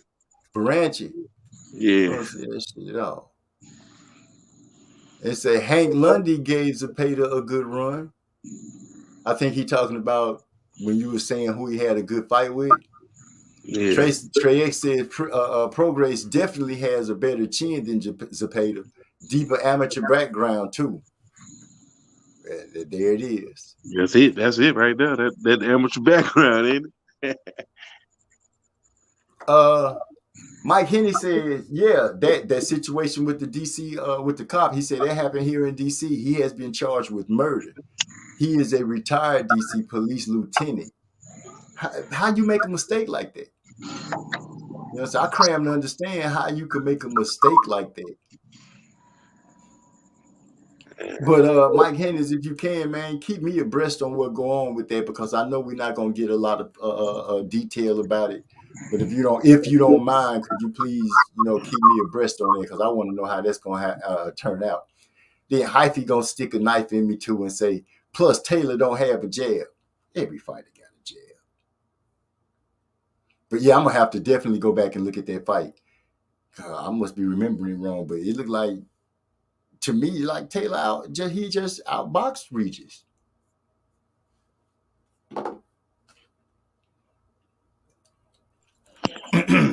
Yeah. Well, OG, I'm gonna hop off, man. My wife calling me, and I need to go in there and handle some business. Yeah, you probably left some wax up on the ceiling. She just happened to look up and see it. Now you finna have to face the music. We're going ahead and spread some monkeypox, man. So I'm gonna get with you. All right, man. Have a good one. All right. All right. I appreciate my boy Gia Coles coming through and hanging out with me. I'm gonna go ahead and hit y'all with the Yo Cypher real quick while I roll me up one. Y'all get your chill on while we do what we do. Yo, yo, yo, yo, yo, yo, yo. When it comes to my lyrical thesis, don't be facetious. Calculate what you're going to say, aka speeches. You can play this message for everyone that it reaches. I snatch the pits from their cores, leaving you with spineless speeches. I drop landmines like storming no many beaches. Wait while you recover, attack you while at your weakest. You a hypocrite like a sinner who always preaches. Talking about the Lord, but you really don't know who he is. We is judge and jury, fuck what your plea is. Stand trial, but see for a planet right where your feet is. Click the button, kaboom, blow you to little pieces. Have the courtroom smelling like burnt flesh and pieces. Jesus, ordering court, judge calling recess. Trying to understand if you witness the shit that we just. Your people upset cause that shit was kind of egregious. I've been over the top ever since I was just a fetus. Yo, yo, yo, yo, yo, yo, yo, yo,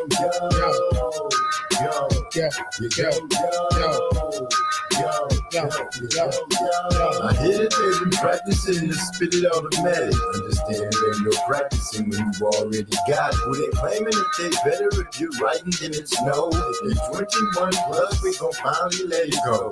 Damn Z, always understand this for the family. These niggas out here weak, it ain't no way that they can stand me or plan me. Always recognize and never hesitate. You listen to the track, open your mouth and hear detonate. I am Michael Myers to every MC. I am Halloween, Texas Chainsaw in the cipher, leaving cerebellum distinct the predator. You ain't ready for what I'm ready for. It's whatever, bro. Rest in peace to my competitors. Live from the gas chamber, my mind's so fucking tangled. Take one of these fucking rappers, hang them high and watch them dangle. Cut the fucking rope, and if you twist and he get strangled. I control the MIC and you can't fuck with me. No, not likely, do not give a fuck if you don't like me. This is strictly for my niggas like to PAC. I'm colder than the polar vortex, chilling in the AC. Mr. Freeze to my foes, that means you can't freeze what's already for. I got some good gas, that strong, smoking by the whole zone. So fucking high, I roasted on top of the ozone. These boys sounding whack as hell. Dr. Seuss, rhyme form, I form Voltron. Yeah, it's no damn it's like a here. Hits from the bone, taking hits from the bone. Driving out the mist, crime, jumping out the dumping shots out Megatron. Next time you speak, light speak up, pussy bitch, use the clone. I use the clone, fly like category 10, cyclone, cause cataclysmic event, board up your home, pyroclastic flow, no warning shots, it's on, kill shot straight to the dome, yeah, I'm on my Snoop Dogg, like climb to the ball, stay back, way back, call the hazmat, chemical spill on the track, bust the gas and air rain, yeah, we came to party, leave the whole scene, ransack, track tight, run that, back. Creeping on the low. It's that MYSTRO. That boy caused to wreck the damn show. Now all I gotta do is shut the fucking door. Chillin', reclining on the scene. I be coolin', they say I'm looking mean. I ain't tripping, I'm just trying to see the green. We having fun and we fulfilling our dreams. Yo, yo, yo, yo, yo, yo. Yo, yo, yo, yo, yo, yo, yo. Yo. Okay. Best fight of last weekend was Esperanza and Guzman. More competitive than scores would leave you to believe. Words of the great Hyphy. Ladies and gentlemen, boys and girls, just stopping in. My brother, my partner, the man who helps me get my bets right, Trey X in the house. What's up, bro? Oh, well, maybe he's not in the house. I thought he was. Well, anyway, Eric R.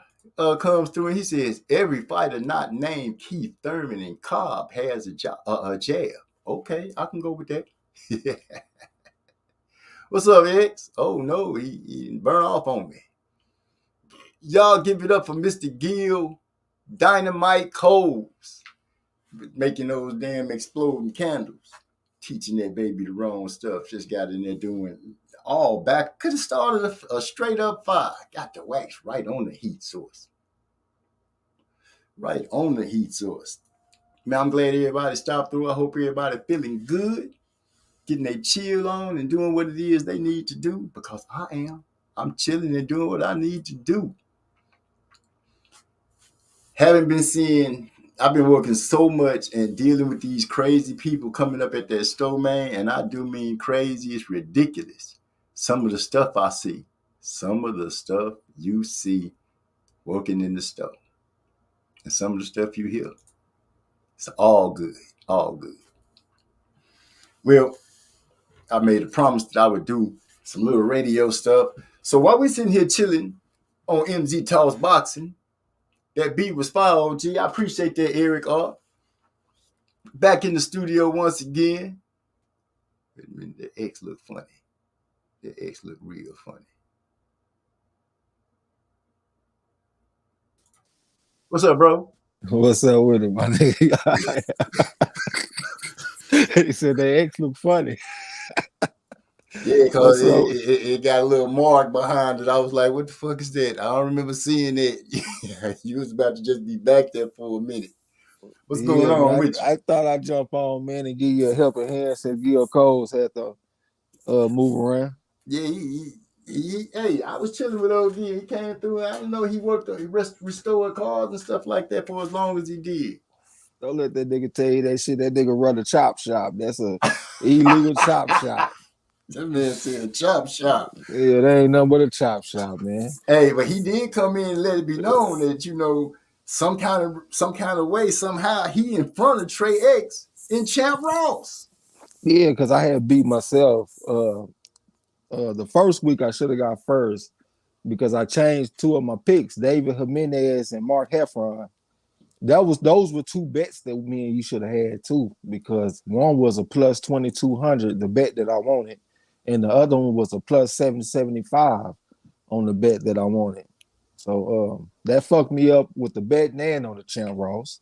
And then this past weekend I got third, right? But I should have got first because I changed my KO 9 in the Virgil Ortiz fight. I studied long and studied wrong. And I talked myself into thinking that McKinson could go the distance. And I changed it to a majority decision. And I had KO 9. So instead of getting 17 points, I got 5 points. So I'm beating myself, but I'm only 6 points behind him. I mean, them motherfuckers in trouble, OG. That's what I'm looking to hear. That's what I'm looking to hear. Yeah, they in trouble, man. I done caught my stride. The way everything's going, I'm like, yeah, I hear you. The way everything going, I'm like, shoot, we finna celebrate a new a champion in Champ Ross from the block again. I'm excited. Yeah, I think we got action, man. The person that's in front of me, that's in first place, I ain't even worried about all the people in between. Melinda Lewis Reinhardt, she got 52 more points than me, and she got 8 weeks to hold the lead. So we're gonna see if she can. It's a young lady holding it down. Oh my goodness. That's what I'm talking about. But you're gonna have to go and snatch her wig off, bro. Yeah. She got to move around, OG. I want to get another one. I swear. Well, yeah, man. This Jose Cepeda and Regis Prograis fight, that is gonna be a very good fight, though. Hyphy keep on talking about it in the chat and shit. Well, yeah, that's square business, man. We got two southpaws going against each other, but it's two southpaws with power. I think that it's a chance that somebody probably gonna go to sleep. I think it's more of a chance that Cepeda gonna go to sleep before Prograis, because I done seen Prograis get hit with some shots and I ain't never even seen him buzz. I just seen him take some hard shots, and the man ain't wobble one time. But when it comes to Zapata was in an elevator fight. When you saw that FOTY that he put in the chat, that was fight of the year. Okay, that's what Yeah. because Hyphy be saying stuff, and I'm like, is this part of his language? No, that's actually pretty routine that people use that acronym. But it was a fight of the year. It was Zapata versus Ivan Barancic. Ivan Barancic is a tough fight. I think he from Belarus or some shit like that. You know what I'm saying? But he a tough fight. He gave 12 tough rounds to Josh Taylor when they had to fight. As a matter of fact, a lot of people thought he did enough for a draw or maybe even beat Taylor. But it wasn't that close. If you go back and look at that shit, he went out there and whooped Barancic's ass. You know what I'm saying? Right. But Barancic is a solid guy. And him and Zapata had an elevator fight. They were knocking each other down. I'm talking about Zapata knock him down. He get up and knocks Zapata down. Like that's why it was fight of the year because it only went probably about 3-4 rounds. Man, they out there on Hagler Hearns type shit, just knocking each other down. Yeah. Well, not Hagler Hearns. I say more like Ron Lyle versus George Foreman. Yeah, where they just knocking each other down and shit all day. Elevator man fight. But yeah, this is gonna be a good one, man, because everything is lined up. We got two southpaws going against each other, so it's an open guard fight. And plus, southpaws really ain't all that comfortable fighting against each other because most of the people that they fight are gonna be orthodox fighters. Exactly. So going against another southpaw, it can present its problems to them too. You know what I'm saying? Like if you look at that Jose Vargas fight when he fought against Zapata, that was southpaw on southpaw. Zapata came in with that left hand straight down the pike on his motherfucking ass. You know what I'm saying? Knocked that boy in next week. But yeah, see, but the only thing, like I was saying, I feel like both of them can land on each other. But I think that Regis Prograis is gonna deal with his power better than he gonna deal with Prograis power. And you know what I am about the amateur background. Oh yeah, I saw you put that. Yeah, Prograis was 87-7. He about a 3 or a 3.5 on my pedigree scale. I gotta do a little bit more investigating. I know he won like a significant championship in 2009. I gotta make sure it was national though. But if he won, if that fight was a national tournament, he is a 3.5. You know what I'm saying? Right. But he at the very least a 2.5 though, because he did compete in the Olympic box office and shit. You know what I'm saying? I don't know how he did though. If he won the fight, I'll put him at a 3. I'll put him at a 3. But Zapata only had 15 amateur fights. Either 15 or 16. He might have been 15-1. I think he was 15-0 though. That's very limited. On my scale, I got to put him at about a 0.5 or a 1. So Prograis got the advantage when it comes to that. As a matter of fact, Prograis was ranked number 4 in the whole country for his weight class. So that's significant. Zapata didn't never reach no heights like that. The main reason why we got a lot of respect for Zapata because he went out there and fought a draw against Jose Ramirez. A lot of people felt like Zapata won that fight. You know what I'm saying? Right. The elevator fight with Barancic, and then he go out there and score that devastating knockout over Jose Vargas. You know what I'm saying? But I think that's cool. But I mean, ain't now one of them motherfuckers no Prograis though. You know what I'm saying? I think Prograis might be. He definitely on the level of Ramirez, and I definitely would take him over Jose Vargas and Barancic. You know what I'm saying? Right. So it's a good matchup, man. I think Prograis should be like a slight favorite. I say minus 185 for Prograis, plus 125 for Zapata. Yeah, that's my guess. But Ruger gonna have to go out there and do what he's supposed to do. Oh, so he been wanting to fight for a long time too, man. He been doing a bunch of talking. I've been seeing him on some interviews where he has been, he is itching to be in the ring. I can vouch for that, at least from what he's been saying. Absolutely. I seen you drop the answer inside my little old search for what's a deal breaker in a relationship. Yeah, It's man. But like y'all said, man, it's a bunch of shit that could be a deal breaker. Like one thing that I didn't see a lot of people saying is like the other person's family. Like if your woman got a family that's always in your business or just don't like you and on some bullshit all the time, that oh can run you yeah, off too. that could do it. That Yeah, can do it. In-laws or future yeah, in-laws. yeah. All day. When you said that, I was thinking like mother and father, but it could be brother and sister and cousins and all kind of shit. Right, right. Yeah, Especially if you come from a small town like me. Like I think that perspectives can be different if you in a big town and a small town. I'm in a small town. We got like 3 major families that damn near everybody related to. You know what I'm saying? right. Uh, the Taps, the Trejos, and the I can't even remember all the motherfuckers right now. I'm high as a bitch. I ain't gonna even lie. But so if you got some if you fucking with one of these tappers, for example, or something, and y'all get into it or some shit like that, man, you gonna fuck around and have a whole army ready to come get on your motherfucking ass. You know what I'm saying? Like, because we all right here in a small town. Right, right. So Man, news travel fast in a small town. hell yeah, in a small militia can be put together in no time on your ass. Oh, that's not good news at all. So Yeah, yeah, no. that sound like a deal breaker. Oh hell yeah. I don't like baby daddy drama too. That's another one for me, man. I like if a woman got a crazy baby daddy, he always on that bullshit. I Mm, ain't got time for that shit, man. I don't have no doubt in my ability to whoop his motherfucking ass if I have to. But I just feel like that's a headache that I shouldn't have to deal with because I don't even have kids. So that's some unequally yoked type shit.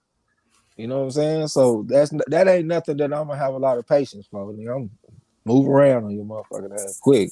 right. Mike Henry say, my ex-wife, mom, and sister didn't like me for no reason I know of. That's why our marriage ended. And speaking about the crazy boyfriend, it takes me back to a memory some years back when I worked at this place called Steak and Ale. I knew this guy named, I won't say his name, but I knew this cat. We're going to call him Larry. Larry and the bartender, Chris, was dating this waitress. Now, she was supposed to have been Larry's girl. Tell me why Chris show up, why this is the story they bring back. He show up and he peeking through the hotel bathroom window. Yeah. while my boy Larry and old girl in there doing their thing. So he go outside. Tell me why this man is out there chasing him around the car, like on TV. Yeah. When they show up at work, though, my boy Larry got a black eye.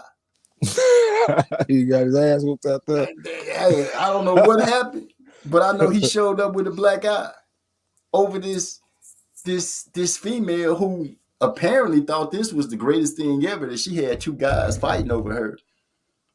But yeah, he got his ass whooped for no reason. Yeah.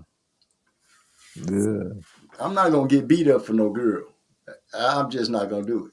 Now my wife, my daughters, we gonna have to go ahead and battle, and I don't plan on getting beat up then. I'm gonna just shoot the person. Fuck it. I'm too old to fight. Yeah. It's good business. Too old. Yeah, I ain't got no patience for that shit. I had one time where nigga act like he wanted to go to tripping, but nigga, I ain't had no patience for that shit. Cause I'm over the bitch house, right? And I done fell asleep. I normally don't even do no shit like I don't even know what made me fall asleep. I must have been tired as a motherfucker, but I know I was sleeping. All of a sudden, boom, boom, boom, boom, boom, boom, boom on the door, right? So it's like I can hear it, but I'm still asleep. It's like I hear it in a dream. You know what I'm saying? But that shit loud, like the bitch ain't even going to the door or nothing. So, but it wake me up. So I'm like, damn, what the fuck? And she talking about her baby daddy outside. Your baby daddy, man, I ain't got no time for this shit, man. I grabbed my shit, went to the door, opened that bitch, nigga looking crazy. Man, move around, my nigga. Walk straight past that nigga, man. I ain't got no patience for none of this shit. Handle your female. You know what I'm saying? Because I don't know nothing about what y'all got going on. That's y'all business. jumped on the slab and left. Fuck them up. You know what I'm saying? Hell yeah. Yeah, I they ain't do. got no patience. Nigga, I ain't what I'm about to do. Go out here and try to fight the niggas, man. I don't even care about this chick. You know what I'm saying? This is just somebody that I'm going to go get some head or something from every now and then. It's like a bopper to me or something. That's your baby mama, but that's like a bopper to me. You know I what I'm feel saying? you. I ain't heard Bopper in a minute. You done pulled Yeah. out, you went into the archives and pulled that one out. Yeah, that's my generation. That lets you know how old I am. You say how old I'm gonna turn, and I'm gonna be 38 all day, all day, all day. I like that special. Yeah, Got that 38 special finna be pulling through here. That'd yeah, be your nickname for a whole year. Oh, we got Trey X, the 38 special in the house. yeah. I'll Man, take it. Speaking of 38, we got Mickey Bay fighting against Tevin Farmer this weekend. They got Tevin Farmer, a big ass favorite in this fight, man. Hey, we might have to beat that Huckleberry, OG. is that the dude with the eye? Yeah, Oh, yeah. yeah, we might have to beat that Huckleberry on this one. I've been going over this one for a long time. I would have been and jumped on it if they wasn't coming off layoffs. But Okay. yeah, but I think that Mickey Bay is being undervalued in this fight. You know what I'm saying? Yeah, Tevin Farmer. All right, when it comes to the amateur backgrounds, it ain't no comparison. We got one dude that got about 16 amateur fights. He like 14-2 or some shit like that. And then the other guy, he won 70-8, and he a 10-time national champion, Mickey Whoa. Bay. Yeah. So then you got what's this? The motherfucker is the naturally bigger man. This fight is gonna be at 135. This is Tevin Farmer's first fight at 135. You know what I'm saying? Mickey Bay, he 23-3-1, right? But he been knocked out one time. He got knocked out by John Molina, if I'm not mistaken. But he was winning that fight though. But he took a split decision loss to Rancis Barthélemy, and he took a split decision loss to George Kambosos. So that means in the minds of the judges, he was winning both them fights. I mean, in the minds of one of the judges, he was winning both of them fights. So in my opinion, George Kambosos and Rancis Barthélemy are both better than Tevin Farmer. I think Tevin Farmer's profile is a little bit elevated because, all right, first of all, he ain't got that deep amateur background. You know what I'm saying? I know he was a champion and all that, and he be talking about the run that he went on, but he was fighting a lot of weak-ass opponents. It ain't like he was out there fighting killers. You know what I'm saying? James Tennyson and all them motherfuckers. I mean, that's cool, but you ain't fighting no killers, though. If he was fighting against people like Rancis Barthélemy and George Kambosos, he probably would have lost to him too. More than likely, he would have lost to him. You can say what you want to say about George Kambosos, but George Kambosos like a solid 3 on the pedigree scale. 85-15 motherfucker, national champion over there in Australia. And then this motherfucker Rancis Barthélemy over 200 amateur fights coming out of Cuba, and he was a national champion down in Cuba. You know what I'm saying? If I ain't mistaken, he was placing in the Caribbean games. That shit is superior to Tevin Farmer. So we got the naturally bigger man, Mickey Bay, going against with the superior pedigree, going against a naturally smaller man. Only thing is Mickey Bay is 38 years old, and they both coming off a long layoffs. Mickey Bay, he hasn't fought since the end of 2019. Like in December of 2019. But Tevin Farmer hasn't fought since the end of January of 2020. So both of them coming off a long. Out for a minute. They've been out the ring for a minute. But all right, look, Mickey Bay, he been training Devin Haney. So I can say that Mickey Bay physically has been in the gym. One way or another, it's he doing something. Yeah, he's doing something bad. My screen had cut. I need to go change my settings real quick. But yeah, he has definitely been in the ring. Like his mind at least been on boxing strategy and all that kind of shit. Because he been training Devin Haney. You know what I'm saying? So I know he's been in the gym. Some other motherfucker that I had saw in the interview said he been active. Not active, but like training and keeping himself sharp in the gym. Tevin Farmer say the same thing though. He say he been in the gym like on a regular, consistent basis. You know what I'm saying? So I'm just trying to think like is the layoff gonna be that much of a detriment to where we need to leave that alone? Because I'm thinking about taking Mickey Bay by decision for that plus 625 that they got. You know what I'm saying? And listening to everything you just said about it, shoot, I want that 625. That's Yeah, a I'm good thinking number. they fighting in Africa too. That's another variable. I don't remember what country. I think they fighting in Ghana or some shit. Man, no. I ain't gonna even lie. I just threw some shit out there, man. Let me stop that shit, man. But they fighting in Africa though. Yeah, Ghana. Yeah, they fighting in one of them African countries, man. I just threw some shit out there. Yeah, hopefully they both be on point about what they put into their body and stuff like that, so they don't end up sick. Mike Henning asked, "What's Farmer's record?" Farmer record, I know that motherfucker. I can't remember how many wins he got. I know he got 5 losses. He been stopped twice. I don't know how many wins he got. I can't think. I know Okay, Mickey Bay 23-3-1 though. right. 11 knockouts. Eric R throws out there, say at Trey X, don't forget, Bay do a lot of mid work with Haney, and that can put wear and tear on his body, even though Devin can't crack a hard boiled egg. Yeah, that's something that I be talking about all the time, my own self. Like doing pad work can fuck up your shoulders. That was one reason why I felt like Mayweather was really retired, because I saw him holding mitts one day. Okay. And I was like, he gotta be retired if he doing that.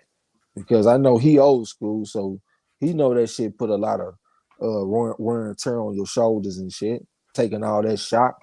Shit, my coach used to cuss me out back in the day. Like, God damn it, you ain't gotta be hitting my shit like that. Like, what is you trying to prove and all this kind of shit? Like, that's square business. And then one day I was holding mitts. The reason I know what I'm saying is I was holding mitts for my partner one day. And that's when my coach was like, nah, don't never hold no mitts for nobody, because that shit will fuck your shoulders up. You know what I'm saying? So that's the point that he got. He might put some wear and tear on him. But I will say, the last time we saw him, this ain't got nothing to do with he said, but the last time we saw him, he was coming off a 3.5-year layoff, and he looked pretty good when he fought against Kambosos. Like I said, he lost a split decision against Kambosos. So that's also part of the reason why I'm considering this fight, because he has shown me some evidence that coming off a layoff, he's able to do his thing off a layoff. You know what I'm saying? Right. I feel that. Eric R said, I don't trust Farmer because he looked like he should have retired after the JoJo Diaz fight.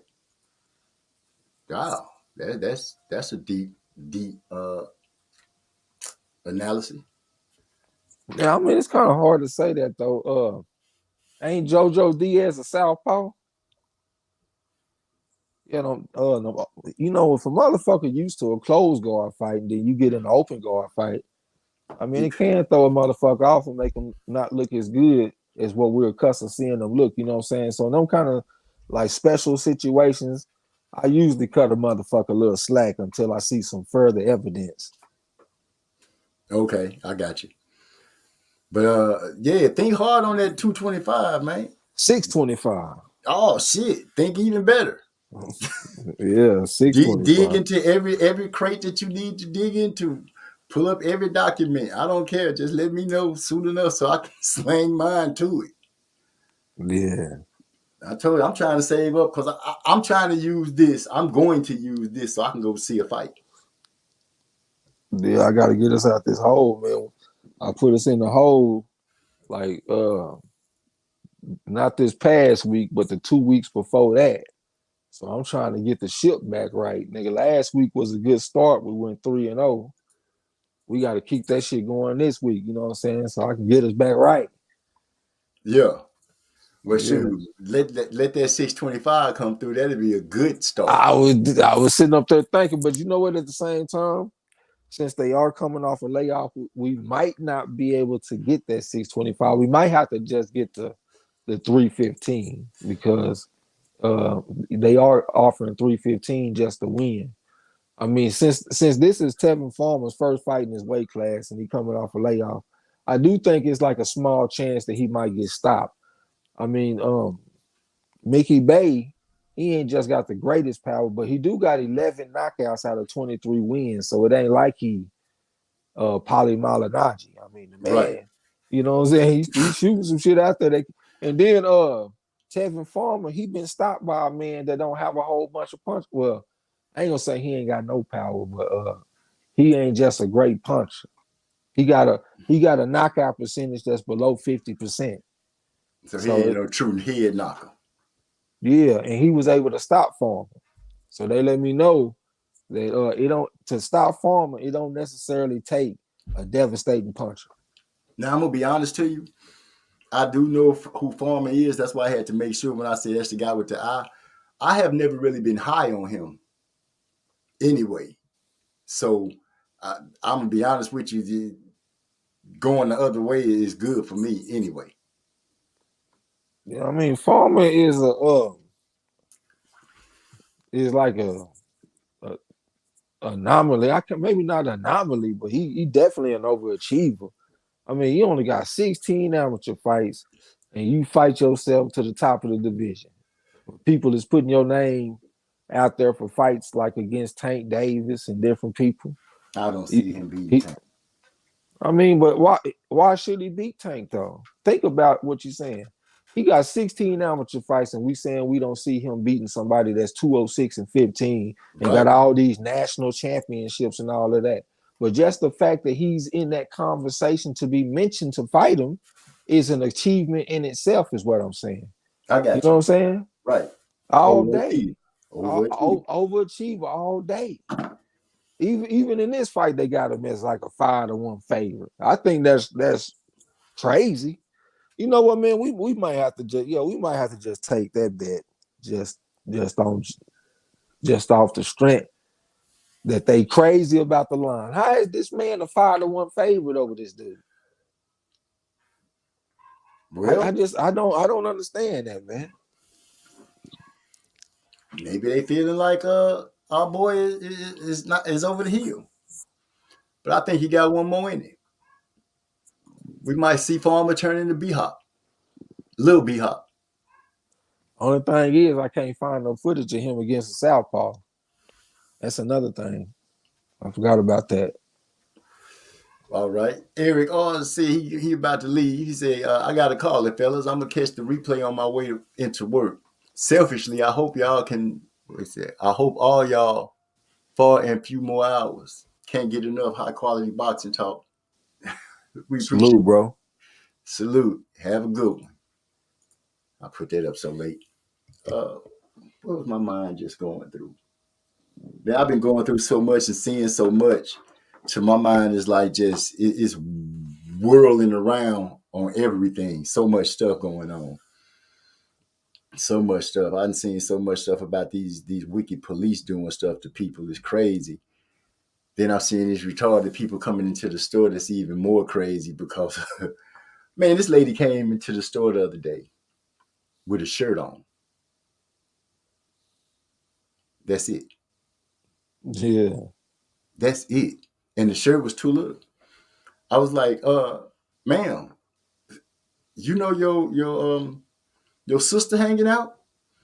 Oh, if you ain't ever seen Cat before, you know what you're looking at. I said, well, I'm 51. I'm well versed. But how can I help you? She came for some condoms.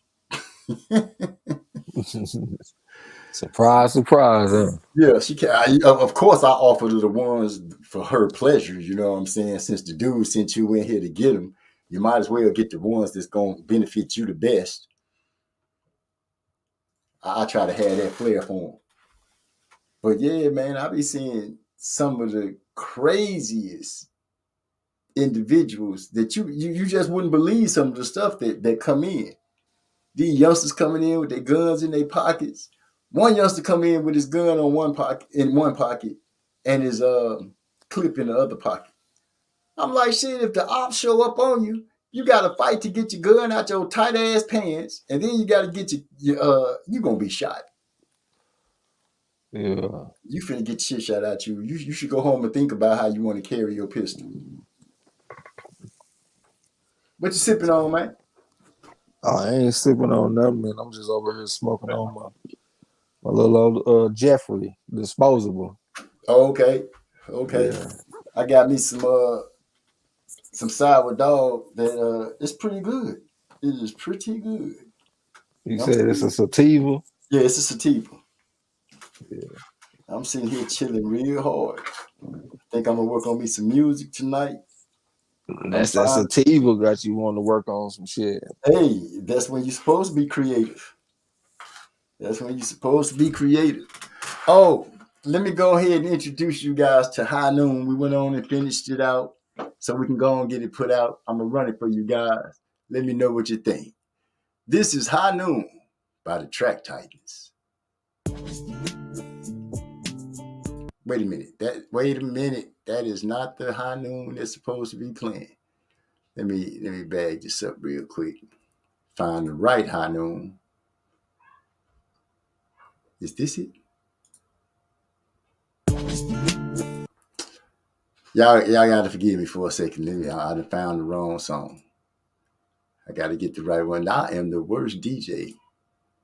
But welcome back to MG Talks Boxing radio station tonight. We're gonna go ahead and hit you with High Noon by the Track Titans. Let us know what you think. It'll be coming out in September.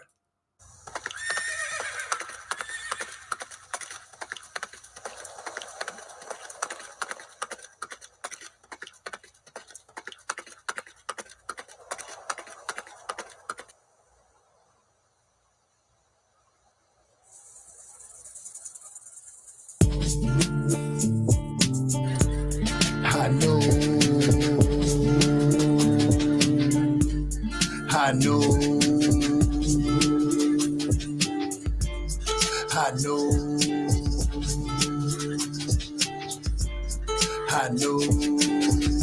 Boys say he wanna see me in the street so bad. I know. He made that way when we were drinking in the kitty cat saloon. Dude got mad cause the dame chose me. I'm just drinking in the cut. Could it be the size of my boots that made her wanna say what's up? Looked at my partner with a smirk on my face and I shook my head. Tomorrow at high fucking noon, somebody ass gon' be dead. Where's my hat? I done got fucking mad, ain't gonna get no fucking sleep. Because of this fucking toad sucker done call me out in these streets. Got up early next morning, sent a message to my bros back home. Tell us that where first I spit on the ground and I said, who's gone? He asked what's the message, then I said, I'm sorry, I know I said I'm coming home soon. But I'm gonna be on the run, about to kill a toad sucker at about high noon. High noon. High noon.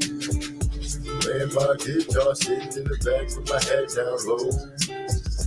Running long, Joe say single to the bar, keep saying some more. I'ma tell you a story about the kitty casserole. This is how it goes down. If you got you some paper and you trying to come chill, yeah, the girls let them move around. Now everyone knows how the story goes. The girl choose him, he just let her go. But this boy about to die for this broad catch fire, but this broad understand. But if you know her, he's standing in the perfect spot. But the perfect shot, if I squeeze, I'm a sniper for sure. I ain't got to worry about a body, why is that? I'm your little brother home with teeth. You come here tripping with fan, what happened? Automatically release the beat. I heard my big bro say, I'ma give you what you want, On the marble, have your punk ass out in front, Tell your mom that her son will catch that at the highest time. I know.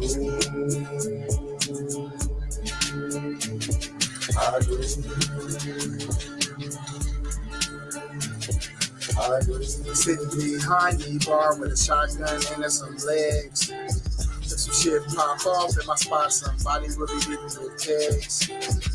I ain't about that bullshit when I'm in my pulpit. Test me, that you know I'ma pull it. Click black is black, the mark's dead. The Morrison, returning the Mac in my head. quick-tempered, ill-mannered, but still managed to be calm with an intent to cause damage. Your lifelines like a grapevine, cutting any time. Stop on your remains, call it blood wine. It's not a preview, but a spoiler. Burn your remains, toss you in the boiler.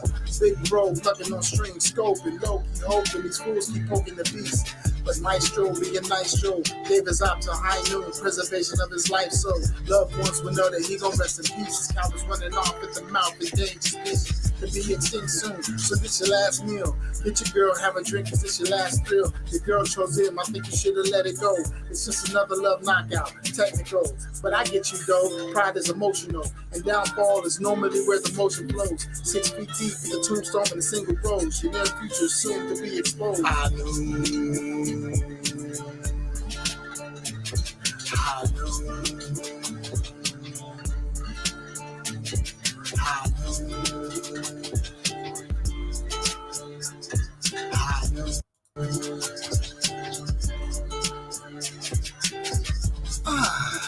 The kitty cat welcomes all you ladies and males. This is the last call for alcohol and the last bell for tail. We're open from noon to dawn, 7 days a week. Come get you a meal, drink up, and enjoy something sweet.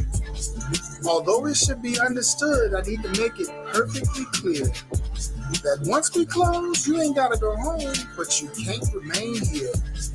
We look forward to seeing you again at the Kitty Cat Saloon. And remember, there's a special event out front happening at high noon.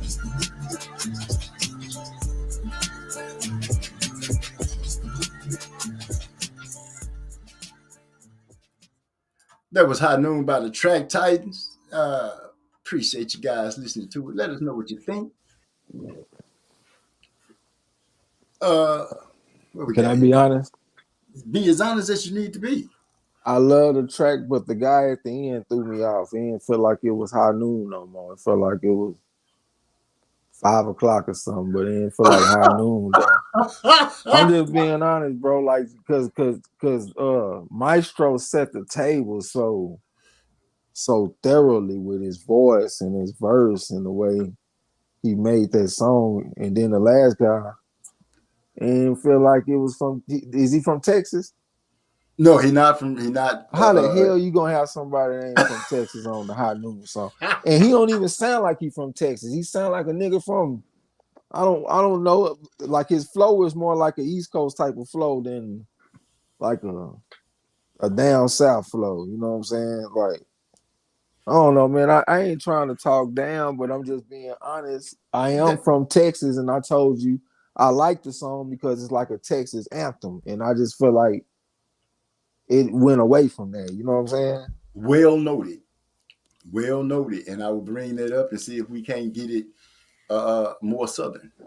And I am a fan of the music. You know, I done got music from me. I be on the all day. Damn, my mind just went blank, man. You know the first one that I liked a lot. Man. I keep moving, man. You know what I'm saying? So, and I have purchased the music on the iTunes. If y'all haven't done so, I would definitely appreciate if y'all support OG. Thank you very much. Thank you very much. I'm gonna talk to Maestro and let him know how you eloquently put it. Hey, he laid it out like it's supposed to be. It sounded like High Noon until we get to the end, and then it kind of changed up on us. Yeah, if he did that song by itself, it'll be perfect. Or you did the last verse or something like. I know you ain't from Texas either, but I'm just saying you like a Texas guy. Enough. Yeah, you know what I'm saying. You know what I'm saying? I'm Texas. I look at you as a Texas guy. Yeah. Hey, I'm gonna be honest. I'm a Texan now. You know what I'm saying? All my children was born in Texas. My wife was born in Texas. I came here. Texas gave me some stuff that I love. So yeah, I'm a Texan. Yeah. Straight up. Hey, salute to D-Lo in the building. I ain't even seen he yet. Came through. What's up, bro?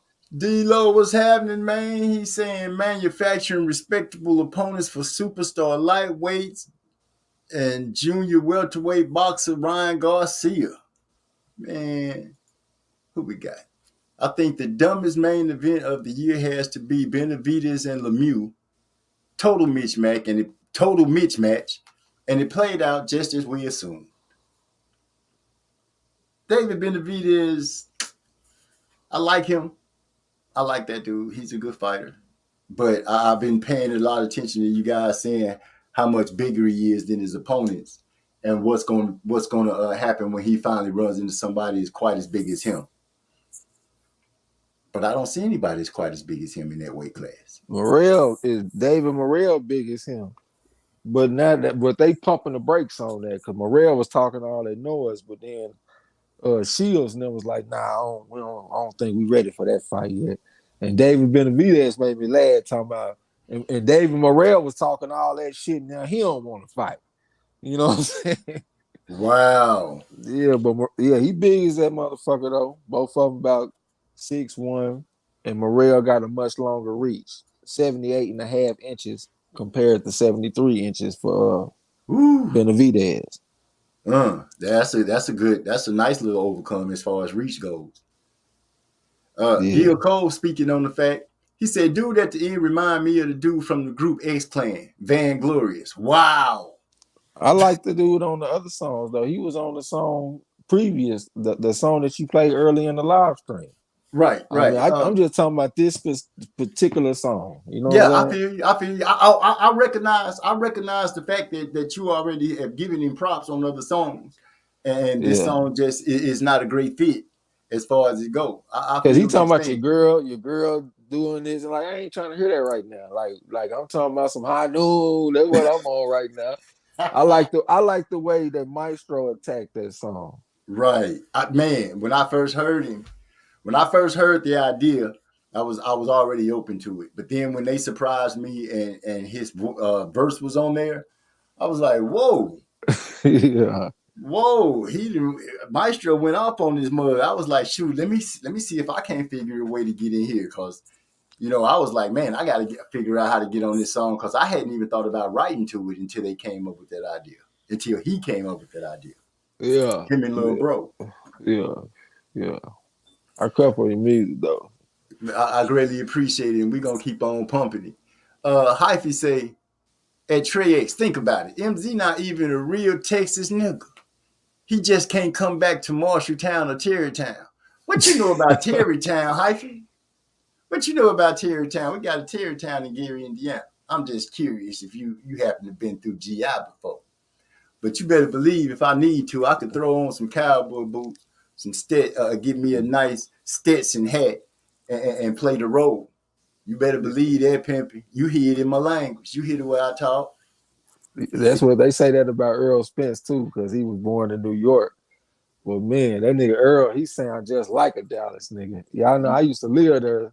I hear it when he talks, so I think he's a Texas guy. You know what I'm saying? The man said, what he say? Jersey birthed him and Texas raised him. Yeah. So y'all got to respect that. Respect it. And I've been in Texas long enough. I spent a little time in GA. But when it come down to it, when I really start picking up in the music game and really concentrating on it, I fell in love with the way Texas do it. Yeah. So we're going to give it like that. So I am a Texan, Hyphy. And you can meet me at high noon if you feel like you know what I'm saying? You can meet me at high noon all day, every day. Yeah. And once it's over, I'm going to keep moving. Oh, man. It's a beautiful day. I didn't have to worry about going to work. I didn't have to go in tonight just to do a little bit of stuff and come back home. I get to enjoy this whole day. Yeah. And I get to enjoy with my brothers right here on YouTube from the Block family, Trey X, Marlo's Corner, Gil Coles, Eric R, and D-Lo 4 Boxing. My brother even came through, Mr. Box, King of King Boxings. I owe everybody. Won't pay nobody. Pay your bill, nigga. Yeah. That's what that is, Mr. Pay your bill. That's the only thing I gotta say to the brothers. Pay your bill. I go drop his picks off on the channel Ross, but he still need to pay his bill though. Right. Yeah, that's just you won't leave the lights bill not paid, or you'll be sitting in the dark. Unless you bought some candles from me. Yeah, I was thinking, I was like, man, I shouldn't even take this nigga pics over here. I was like, man, maybe the nigga will win the motherfucking pay his bill. I'm gonna go ahead and take his shit over here. Yeah, because not taking his piece, you just shortening Yasser on getting his change. You making it harder for him. Yeah. This nigga might win. You know what I'm saying? Might win big. Yeah. D-Lo 404 Boxing said, I've been sick and shut in. Wait, what? And shut in? Is that list? Oh, I've been on the sick and shut in list. I'm on the mend, I believe. What you got? Please don't say you got the monkeypox, cause let me not throw that out there like that. I hope you feel better, my brother. Yeah, his Whatever it energy has been a little bit different lately. So that makes sense. I was wondering what was going on with my nigga D-Lo. But yeah, that makes sense. I hope you get well soon, bro. All the way well, back 100% to your old self. Yep. All day. He said he's super glad to be able to chop it up in the chat Yeah. every day. So It'd be good if you could get closer to that top 10 on that Channel Ross, though, man. You've been a basement dweller for like 3 seasons now, brother. maybe he looking for one of those kids in like that movie Children Under the Stairs. You need to come back to the land of the living. What the fuck? Making my phone ring. You know I'm on. That shit was loud and bitch too. I ain't know what that was. Yeah, I know it probably took your train of thought. My bad. Nah. I had to mess with you on that. Yeah. Me and Maestro was speaking on that the other day. Like, man, you let something come on, Trey, it's gonna come on there and say, hey man, you got to hold that down, DeCane. Yeah. Yeah, my nigga DeCane ain't been around too much either ever since he went out there and smoked the first place finish he was supposed to get last season. I spoke to him. He doing all right. You know, he doing his thing, working a lot. He said he's putting in a lot of hours. I'm gonna see if I can't shoot. I got this nice little melodic track I want to shoot to him and see if he can't come up with a nice little tune for it. That nigga went out there and did a choke job on the last week of the Channel Ross. Went out there and caught the dude first place, and then choked the last 6 fights. Maybe the lights was a little too bright. Them bright lights. You know what I'm saying? That boy Floyd Mayweather tell you, though, bright lights is different. Yeah. Them lights got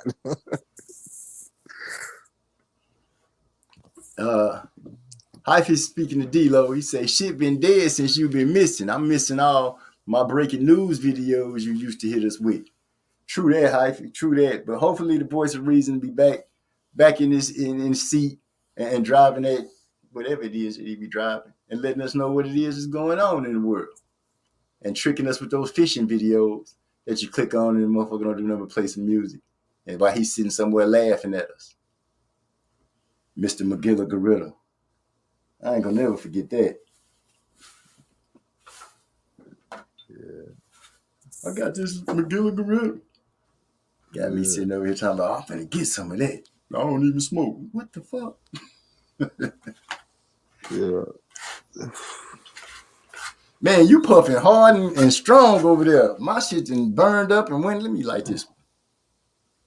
I can't be letting you get up there hiding the giraffe ass by yourself. Yeah. Hey, I got y'all. I'm gonna be doing some trivia this week if Marlo have some time.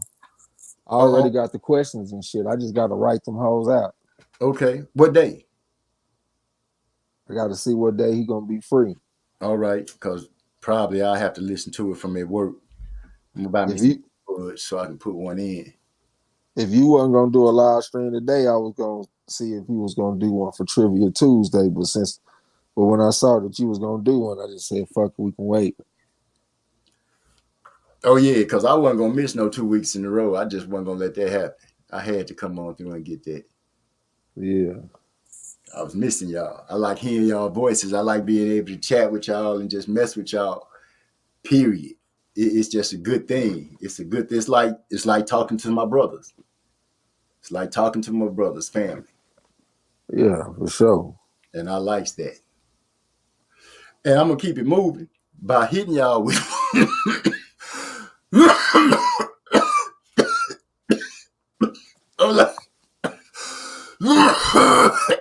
God shit. damn, that sounds like a first round knockout by that Woo! dope. It Get him, dope. ran my temperature up and everything. Get him. Came So back with the right hand. Brought back the left hook. I'm gonna To have the to do the left of the rope-a-dope. body shot. The body shot hurt. Yeah. So y'all listen to I Keep Moving. Coming to you from the Track Titans. Came out in 2022.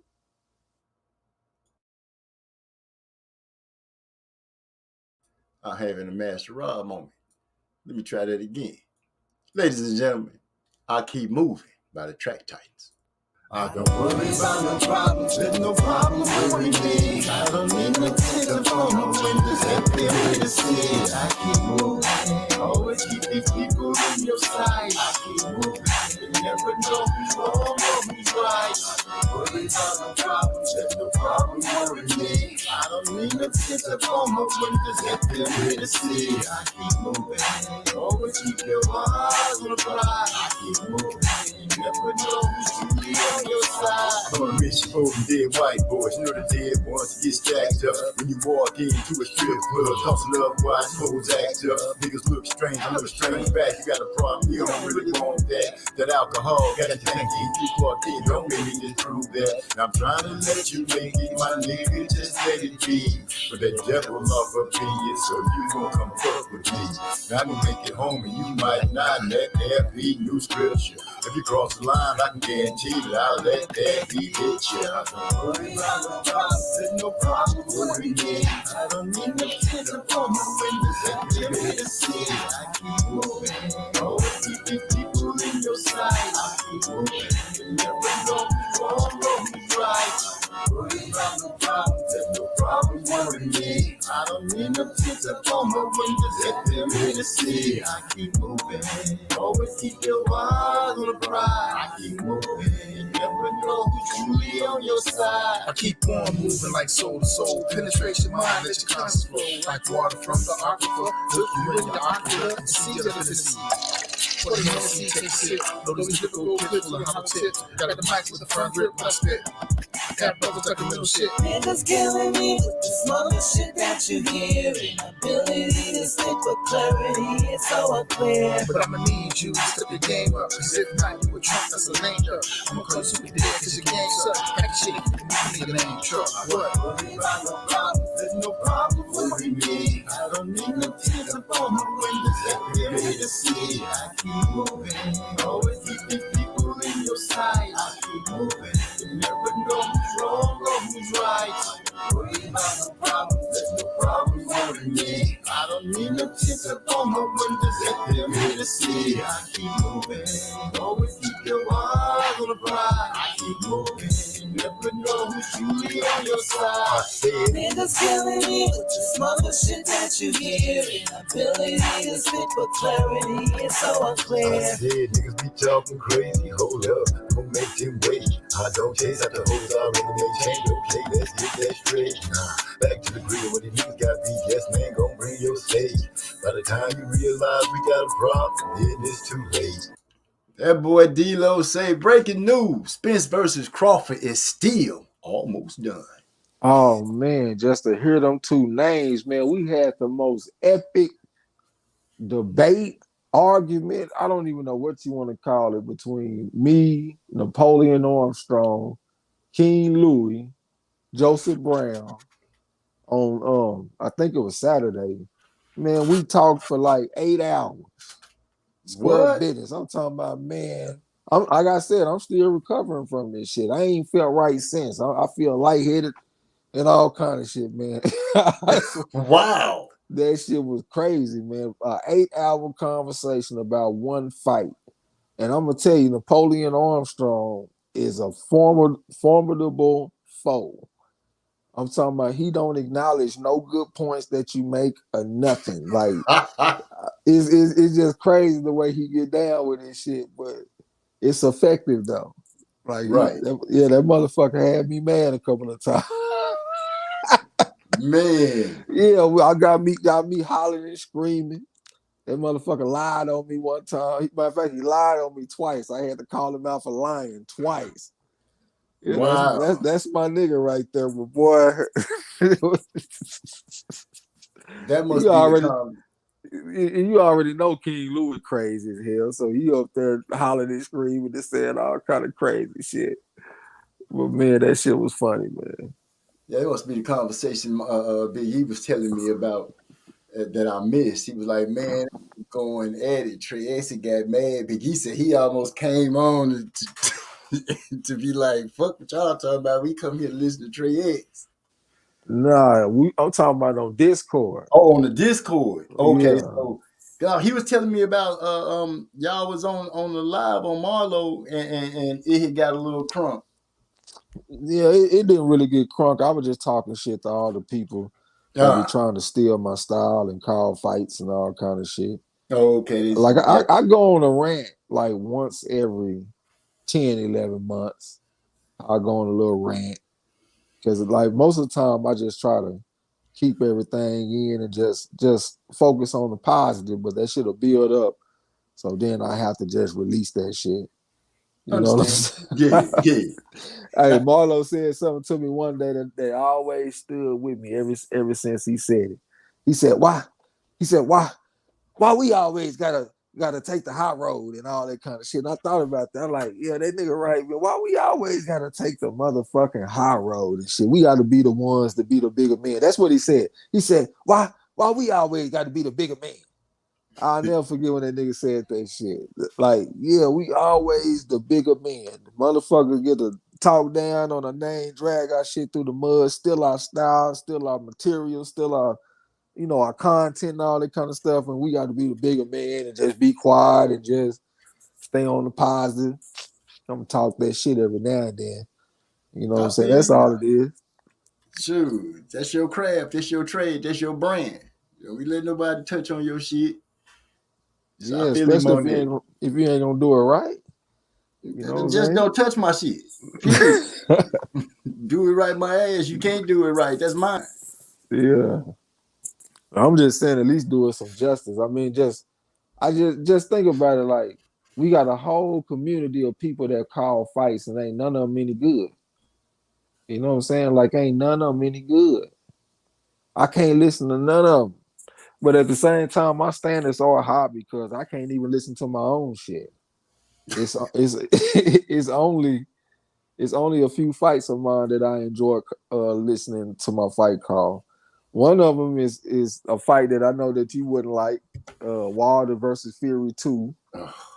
That was an epic fight call, man, because we had a deep panel. The card was good. Like they had Navarrete versus Santizema. It was like a dramatic type of fight because like the first fight felt more subdued to me, and then the rematch felt more energetic. And I was talking about that when I was calling the fight, and it was just all the emotion that was going through the whole uh, live stream. Right, So it's right, one of my favorite ones. And then like the Better B versus Joe Smith fight that was recently, that's probably my favorite one to listen to. You know what I'm saying? But I can't listen to my own shit, so I guess right. that's probably why I can't listen to these other motherfuckers. You know what I'm saying? That makes sense. That makes some sense. Yeah, I sure hate that Fury Wilder 2 is in the top three. That oh, it's just I gotta accept it. I have accepted it. It's just the fact that all the energy that went around those fights and all this, it just let me just get away from it. Just I mean, the guy went out there and he ain't go out like Lil B Hop. I mean, he went out there and oh, did he what he went could out do. like a warrior and he fought. We just fell short. It just fell short. That's all it is to it. And now he talking about coming back and he want to fight somebody that's worth fighting. I mean, I'm dude ain't excited. no cherry picker. Yeah, Yeah, I'm excited. I'm actually excited. I want to see him in the ring again. I I think it's really a do. bunch of dudes he can beat. I do too. I think he can beat a lot of them. Yeah. But I hope while he's been deciding if he was gonna come back, I hope this decision just ain't popped up. I hope he's been on it and working on some things more than what he has. Yeah. Look at Hyphy talking about from here on out, I'm gonna go around stating fighters amateur records and then act like I originated that tactic.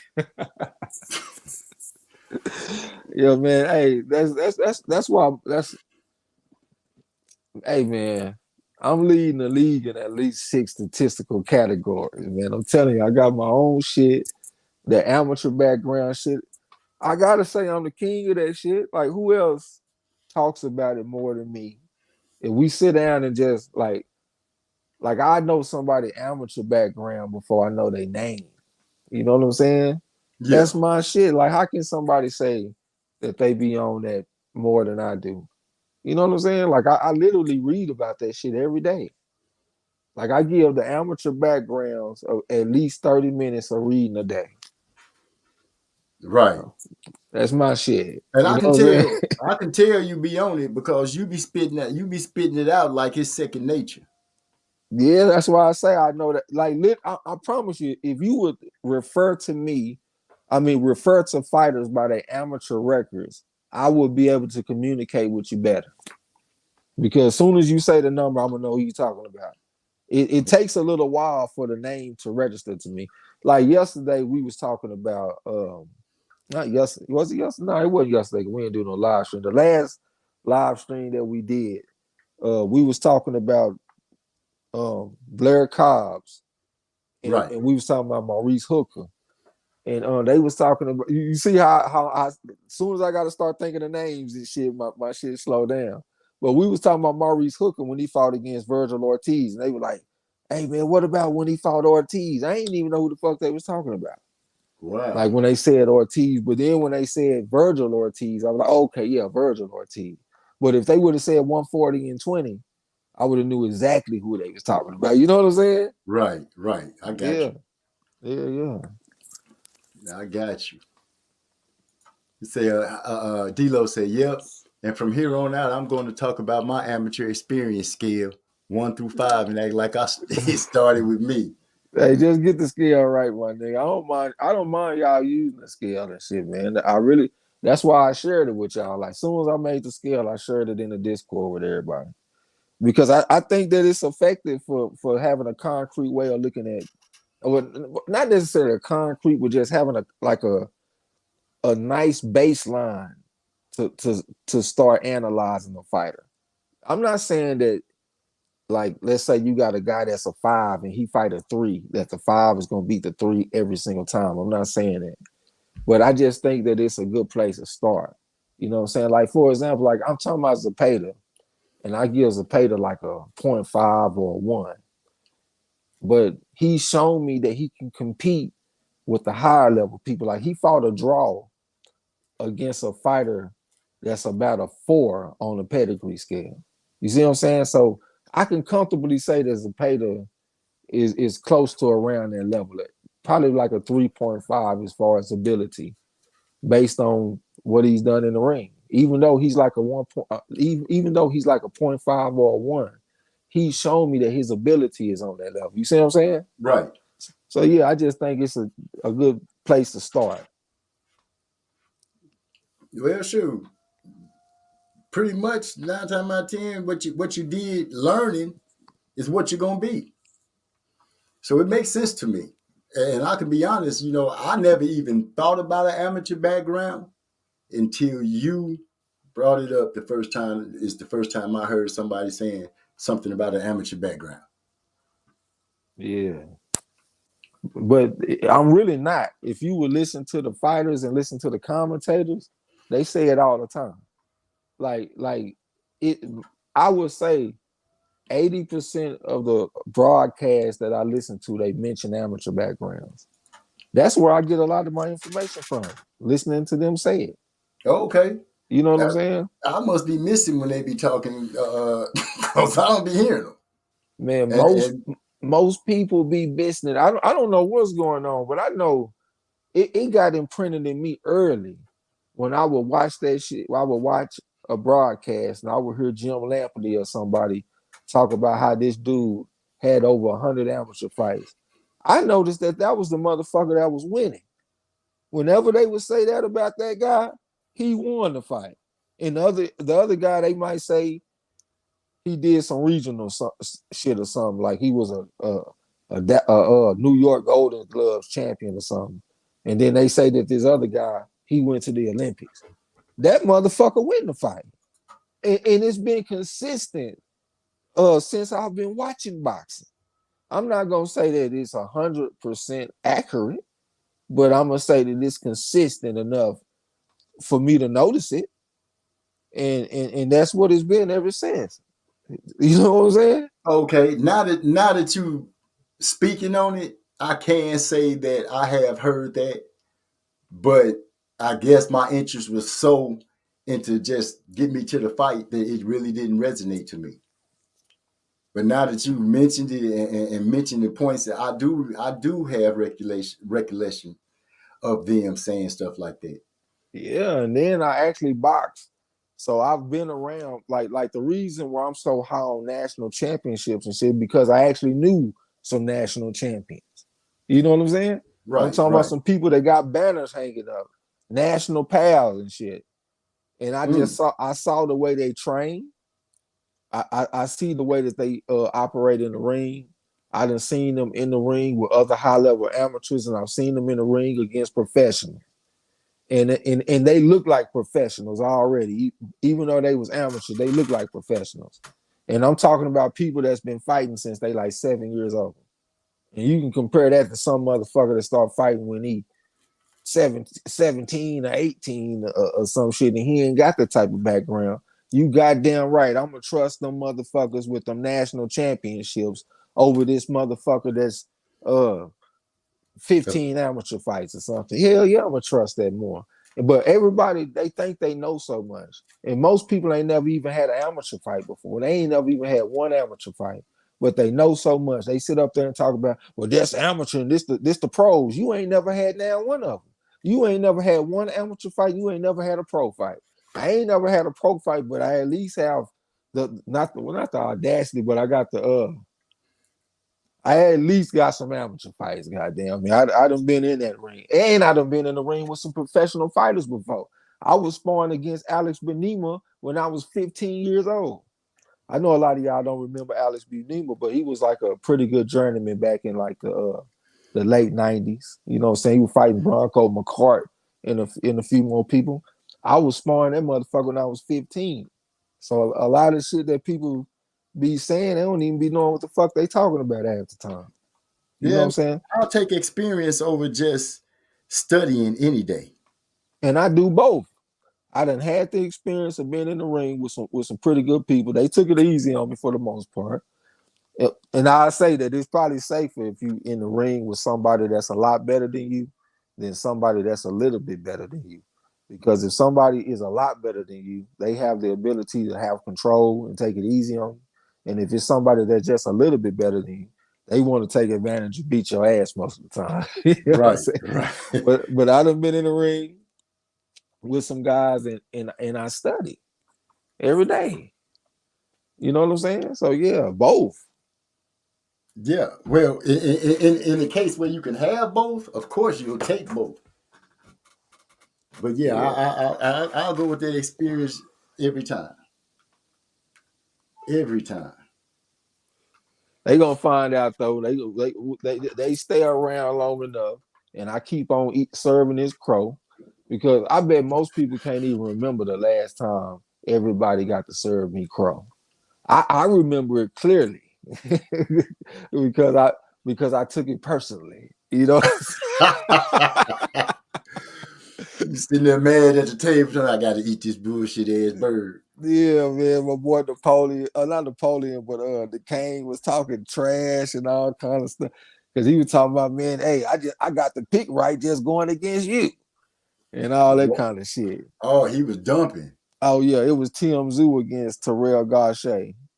And yeah, I roll with the amateur background. Terrell Gaucher 158-16 and all of this shit. And Tim Zoo only got 30 amateur fights. And you know my normal little routine. Yeah. And I looked smart at first because he went out there and dropped Tim Zoo. But then Tim Zoo got right on his ass and won a wide decision. And had me eating crow, man. Ooh, yeah, that sounds like it tastes bad. Yeah.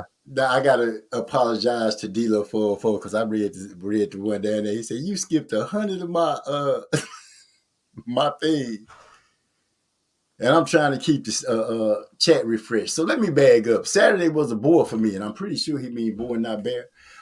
I would have rather been in that conversation instead, or at least able to ear hustle that motherfucker. He talking about when y'all had that long conversation about Spence and Crawford. Oh hell no! You know what? Now that I'm thinking about it, that was divine intervention that man was sick. Because if D'Lo was in that conversation, him and Napoleon together, oh man.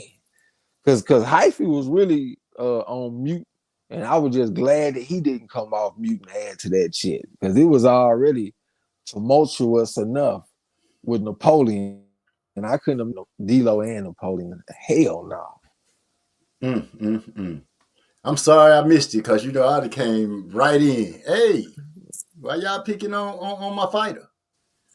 Giving all these bad points. I mean, you could like Napoleon. He could just tell you. He could say something. Like he'll say something like, "It's all about the belts. Undisputed is undisputed. It don't matter how you get it. If you win it, you win it." So then I might say something. So okay, so that means that Josh Taylor's undisputed is just as impressive as Crawford's undisputed. I wouldn't even say more impressive. I just say it's just as impressive. And then he'll just ignore that. But he can't beat Bud. I didn't say he could beat Bud. I just said that the championship, the undisputed, is equivalent because undisputed is undisputed. And he'll act like I'm talking a foreign language or something when I say this shit. Like that dude was the most aggravating motherfucker that I ever debated live on a fight or something, man. I swear to God. I could see, but I don't know. Now that I'm thinking about it, maybe D'Lo would have brought his voice of reason and made it a little bit, more sensible. Make it sense. Because it wasn't making sense with Napoleon. But D'Lo does make sense with his shit. He give you a reason of why he going that route. I feel that. But it sounded like Napoleon was just putting up a roadblock and like, nah, deal with this and that's that. Man, crazy, man. Say, let me see. Hyphy say from here on out, I'm going to imagine. Okay, we did that one already. I seen another one that he had put in there. Y'all know how I get. I get to go into, you skipped my last 100 comments. I'm trying to keep the chat refreshed. All right. You're going to be fussing at me, homeboy. With my channel, I would start doing an update on each sanctioning body, Tuesday through Friday. Saturday, I'm going to do blow by blow commentary. No horse race calling. No horse race calling up. They coming after you, man. They trying to take over all your little sticks. Nah, he trying to take over one time, talking about he gonna do an update with the sanctioning bodies and shit, man. That's one time shit, man. He talking about he gonna do the blow by blow commentary, no horse races. That motherfucker Hyphy a troll, man. He good at that. He good at that. I meant bear. Okay, I feel you meant bear. I always, what do you say? I always pull back because I know I ain't changing your mind. Oh no, we ain't gotta change each other's mind. I think that's why me and D'Lo don't really be, our shit don't be too heated because we already know going in that we ain't gonna change each other's mind. And plus we can embrace picking a side, my horse, my dog against your dog. We gonna let the chips fall where they bang. Right. But my boy Napoleon just seemed like he be taking it personally. If you say something that's not favorable to Crawford, like you attacking him or some shit, Yeah, I feel it. I know that fan. Yeah. I know that's what I was telling them too. I was like, see, bro, that's your fandom. So we were trying to talk to this motherfucker with some reasoning. This man just straight emotion. Well, I ain't gonna say straight emotion, but because it didn't just get out of hand, but it went way longer than I anticipated, brother. I didn't expect no 8-hour conversation, bro. That shit's crazy to me sounding. You know what I'm saying? Right. D-Lo said he just be trying to bring balance to in the midst of turmoil. Yeah. That's understandable, Mr. D-Lo. But yeah, y'all leave Spence alone. Cause from what I'm understanding right now, just saying, you know, a lot of stuff being said is Crawford's fault. I ain't see it. I'm just saying a lot of stuff being said. Hey, did you see that video I posted in Discord when I said, "Is this a Freudian slip?" Oh, when he was fighting Green Machine. No, when he was doing that interview for Maurice Hooker, and they asked him about Earl Spencer, he was like, "Oh yeah, that fight can happen down the line. Oh, I mean, later on Oh, this year." I did see that. Yeah. I did see that. Napoleon said, "I'm reaching with that shit, nigga. A Freudian slip, man. It sounded like it could be one. If It the could. man started talking, and the first thing he say is, "Oh yeah, that's a fight that can happen down the line." Oh my bad. I mean, next later on this year. Mm-hmm. I heard somebody say a few months back that Bud just holding the belt to keep Spence from becoming undisputed, so he could have something over him all the time. At first, I thought that was a shot in the dark, but I'm starting to see. I'm starting to be able to see that. Wait a minute, D-Lo, you got a live stream coming up? Where is it?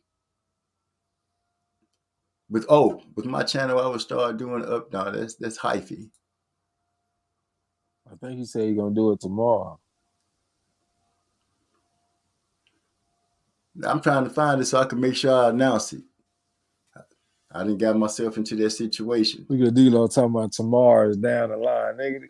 You know what I'm talking about, D-Lo. You know exactly what I'm talking about, bro. If Earl Spence would have said that shit, all the Crawford fans would have lost their mind. If Earl would have said that he'll fight the man down the line, oh my bad, I mean later on this year.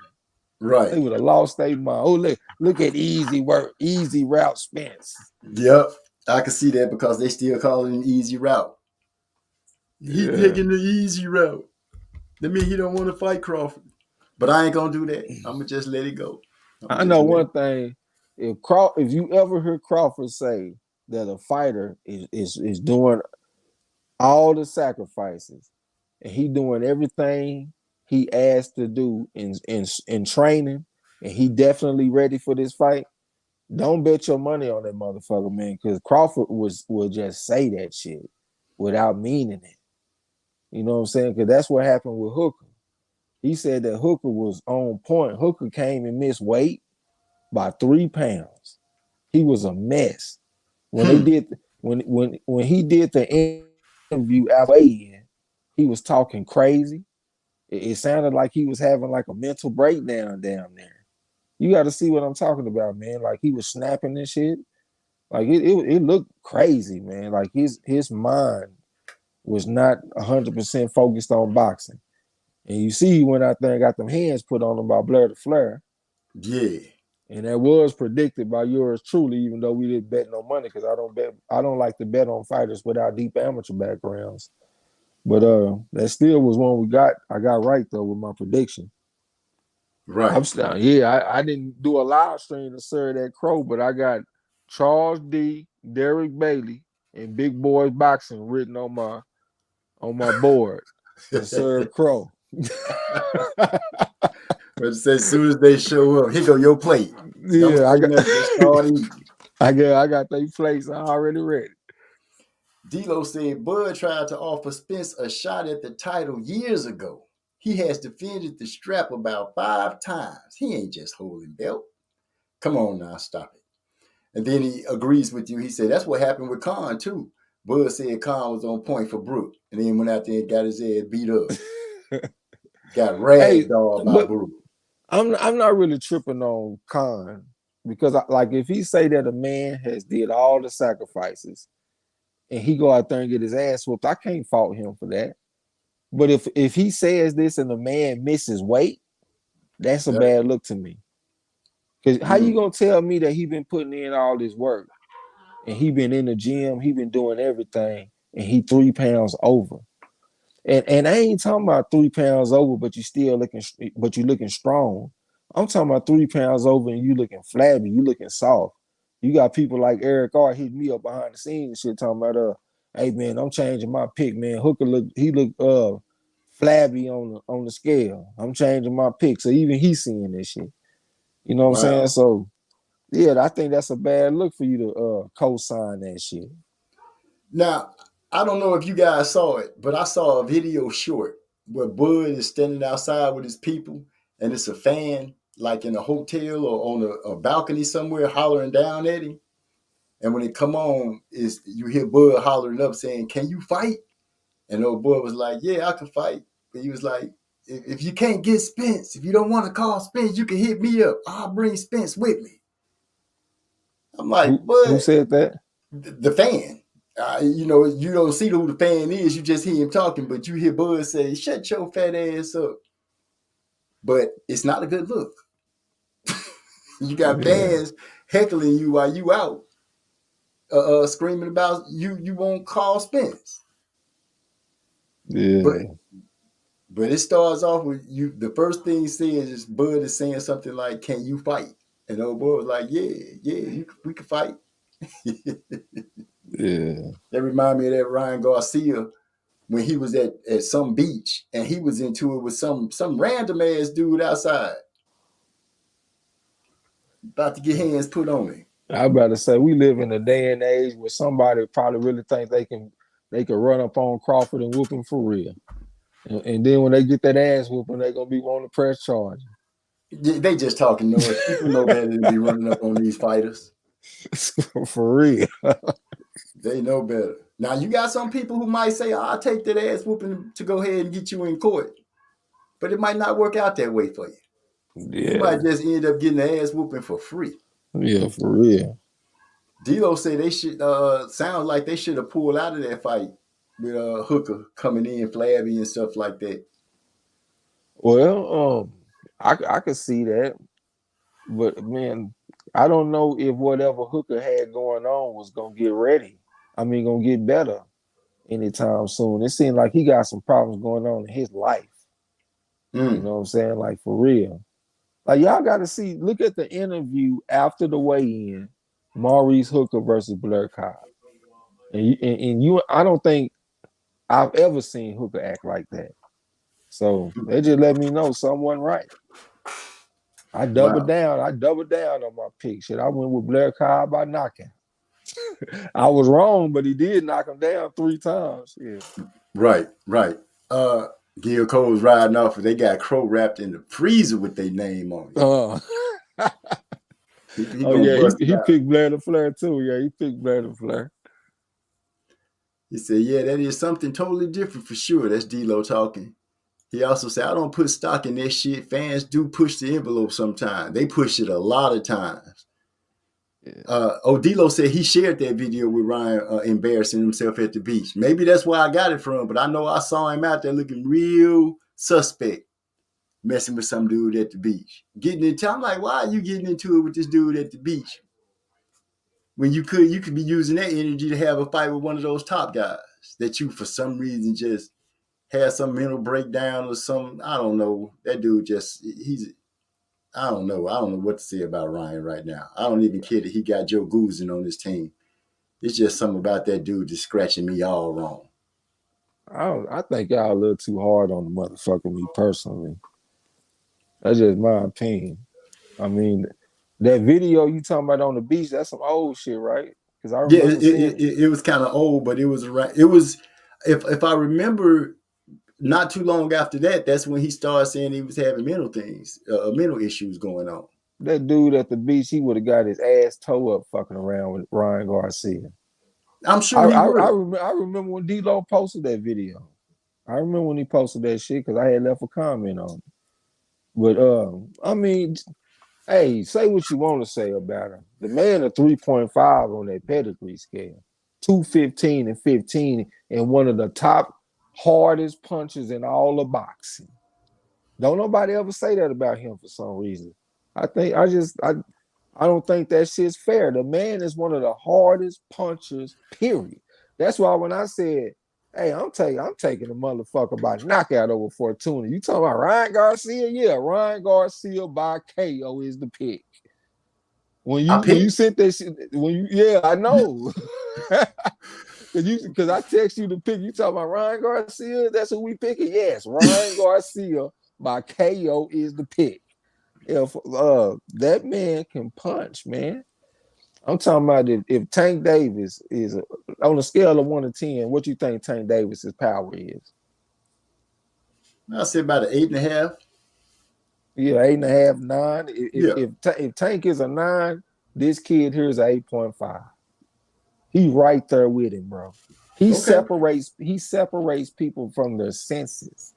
If he hits you with that left hook, it's good night. I ain't talking about TKO where the ref call it off who's the boss. I'm talking about sleep. Somebody gotta wake this motherfucker up. And I think that needs to be part of his story too. You know what I'm saying? I know he a little diva and all that kind of shit, man, but this is a time that we living in, bro. A lot of these fighters do shit that I don't like. I talked about the Charlo brothers wearing them crazy outfits and wearing them dye in their hair and all that kind of shit. Uh-huh. I didn't like that. You know what I'm saying? Like it's Right. a lot of shit that these folks do that I don't like. But just his ability in the ring, I think is there. Like if he fought Tank Davis, everybody think automatically that he gonna lose the Tank. I think he got a chance to win the goddamn fight. If Tank take one of them left hooks from Ryan Garcia, it's gonna be a problem. He is not gonna walk through that. Like Tank had fights where he walked through people punches. Like he fought against Santa Cruz, he walked through the punches. He fought Mario Barrios, he walked through the punches. I guarantee you he ain't walking through no Ryan Garcia punches. I promise you he ain't walking through them punches. He gonna have to respect that man power, just like Garcia got to respect his power. That Right. fight will be a lot more tactical than what people think it would be. I feel you. I feel you. And good morning, salute to Yasser in the house. What's Appreciate you up? riding through, man. Salute to my boy Yasa, man. What's going down? D-Lo said that's a prime example. Okay, we went through that already off the bullshit on the rip. He said if Tank hits an MF flush, he's a 9.8. Well, when I think about stuff like that, like 9.8, I like to reserve that for like the special fighters that I like in history. You know what I'm saying? Motherfucker that was hitting hard, Mike Tyson and all that kind of stuff. I guess he in that class. I still would like to see it against some higher quality competition. You know what I'm saying? Like it's one thing to have a bunch of knockouts, but it's another thing when you're knocking out a whole bunch of like really good fighters. Right. But he up there though. That's why I said about a 9. I thought I was giving him credit by saying a 9. Okay. Okay. Go down. Hyphy said, I believe Javante hitting harder than Ryan. Then you jump. Hitting harder than Ryan. Javante is a real puncher that has pop and heavy-handed power. Man, hey, I respect everybody's opinion, but that left hook from Ryan Garcia, I think that's a special punch in boxing that people ain't talking about. You know what I'm saying? But I expected to start getting some more shine in the future if he start fighting more consistently. And people start paying attention. Y'all are thinking about me like, damn, that boy Trash did say this motherfucker got a hell of a left hook.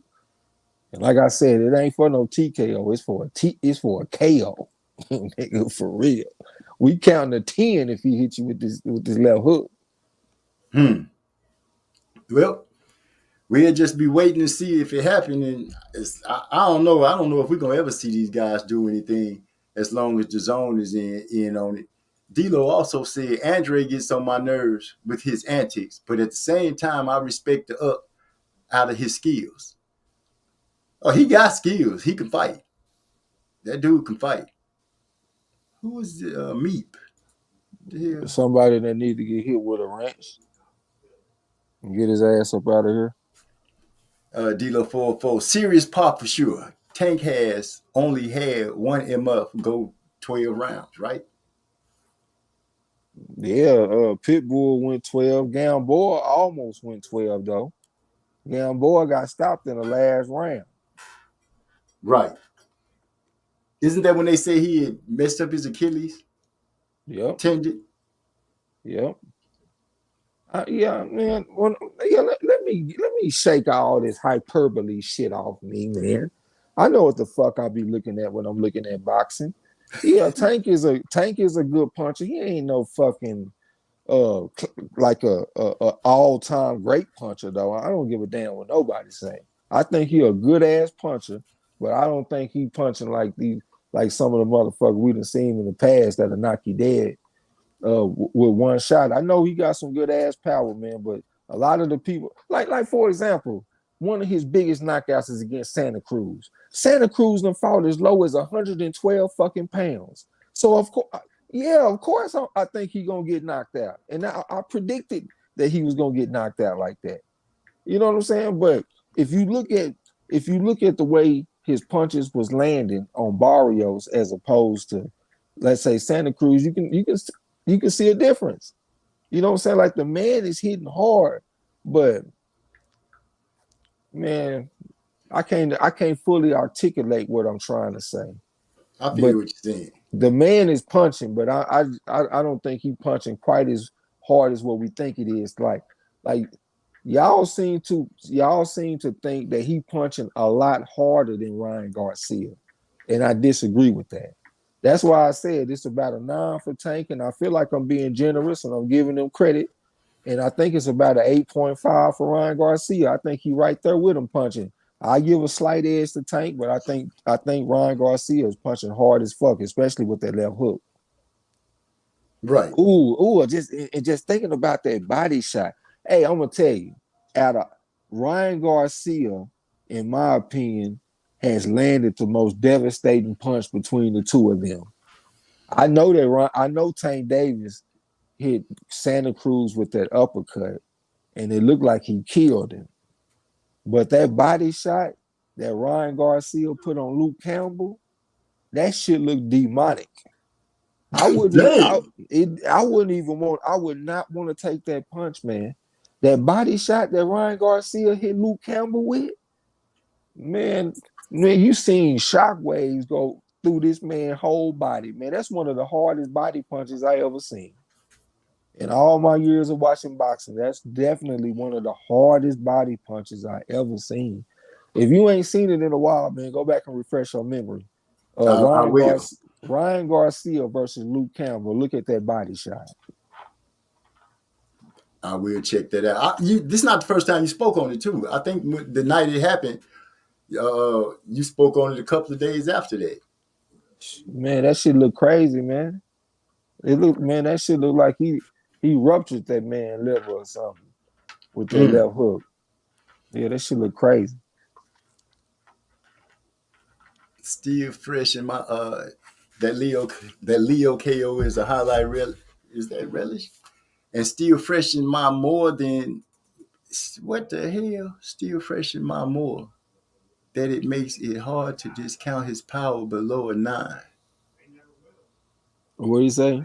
But he caught him, that punch was like Trey said, was a good punch, and it was an uppercut that he just didn't see coming.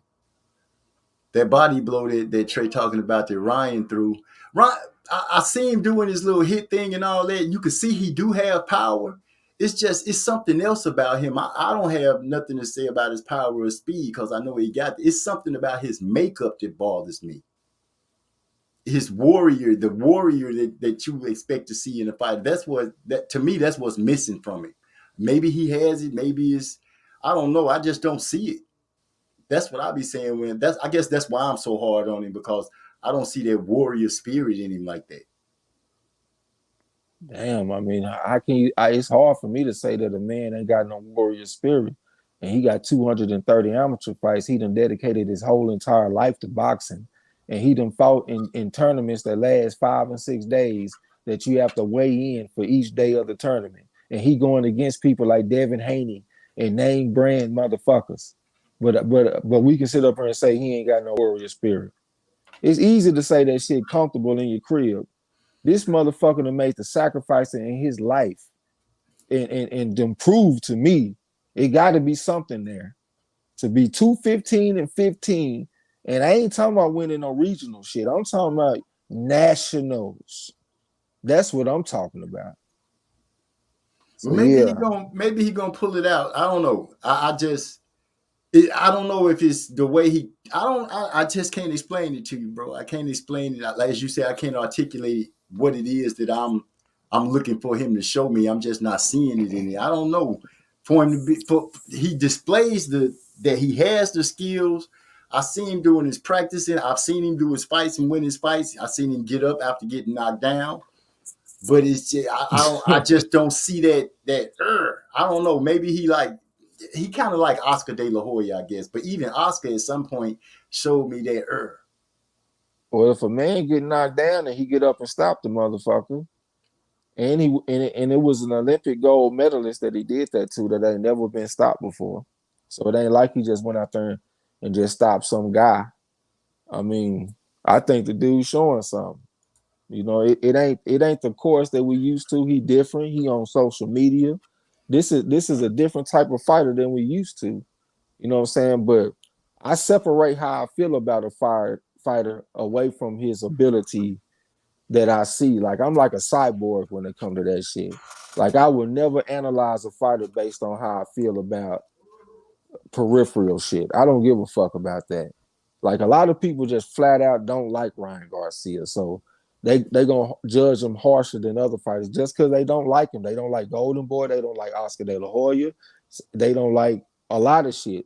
So they gonna look at him with feelings instead of the evidence that's being presented. I'm looking at the evidence, period. And if you put this man in a fight and get to underestimating him, thinking that he's just soft and these motherfuckers gonna beat him easy, don't be surprised them motherfuckers be sleep fucking with that goddamn Ryan Garcia. I'm telling you, don't be surprised if the motherfuckers be sleep fucking with him, man. Okay, I'm gonna make a confession right here, right now, and say I can feel that I'm letting too much of my feelings probably deal with the situation with Ryan. So I'm gonna try to pull my feelings back over these next few weeks, next couple of months, and just look at him as just look at him as what he shows me in the ring, and see if I have a different respect for him. Cause yeah, I think my feelings could be a little attached to it, and I shouldn't have them like that. Hey, you don't see, but the thing is, you don't make picks on a consistent basis or do Champ Ross. So, like, when it comes to eating crow and all that kind of shit, trust me, you'll look at these fighters a lot different after a little while, unless you just want to eat crow. You know what I'm saying? Shit, you better start looking at them fighters for with the data. Just start looking at the data. That's what it's about. You know what I'm saying? Right. And like I said, I'm honest. I look at a lot of fighters and I just look at, hey, I know he can fight, but I can't honestly say other things have put me off on Ryan where I wasn't just looking at he can fight. I mean, you said it right. I mean, just like Oscar De La Hoya. A lot of people didn't like Oscar De La Hoya when I was young. As a matter of fact, they thought he was a punk or something. You know what I'm saying? Like for real. That's like in my area, people thought Oscar De La Hoya was, and I guess they were right because he did some things later on in his life that kind of proved them right. But people thought he was gay. You know what I'm saying?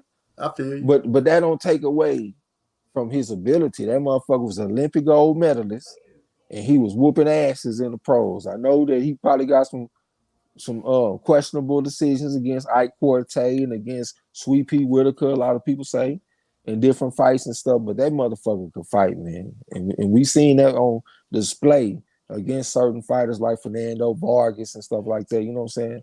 Right, Oscar was a bad man, so even though if you didn't like him, that don't mean that he couldn't fight. Right. And that's all I'm trying to say with Ryan Garcia, you know what I'm saying? I feel you. I can respect that all the way around the block.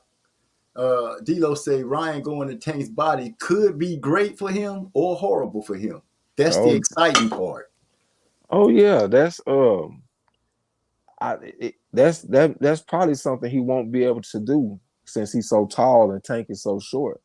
I don't really expect him to be able to go to the body too much against that guy. I mean, Luke Campbell is what, about 5'10", 5'11", and we got Tank Davis about 5'5" or something, 5'6" maybe.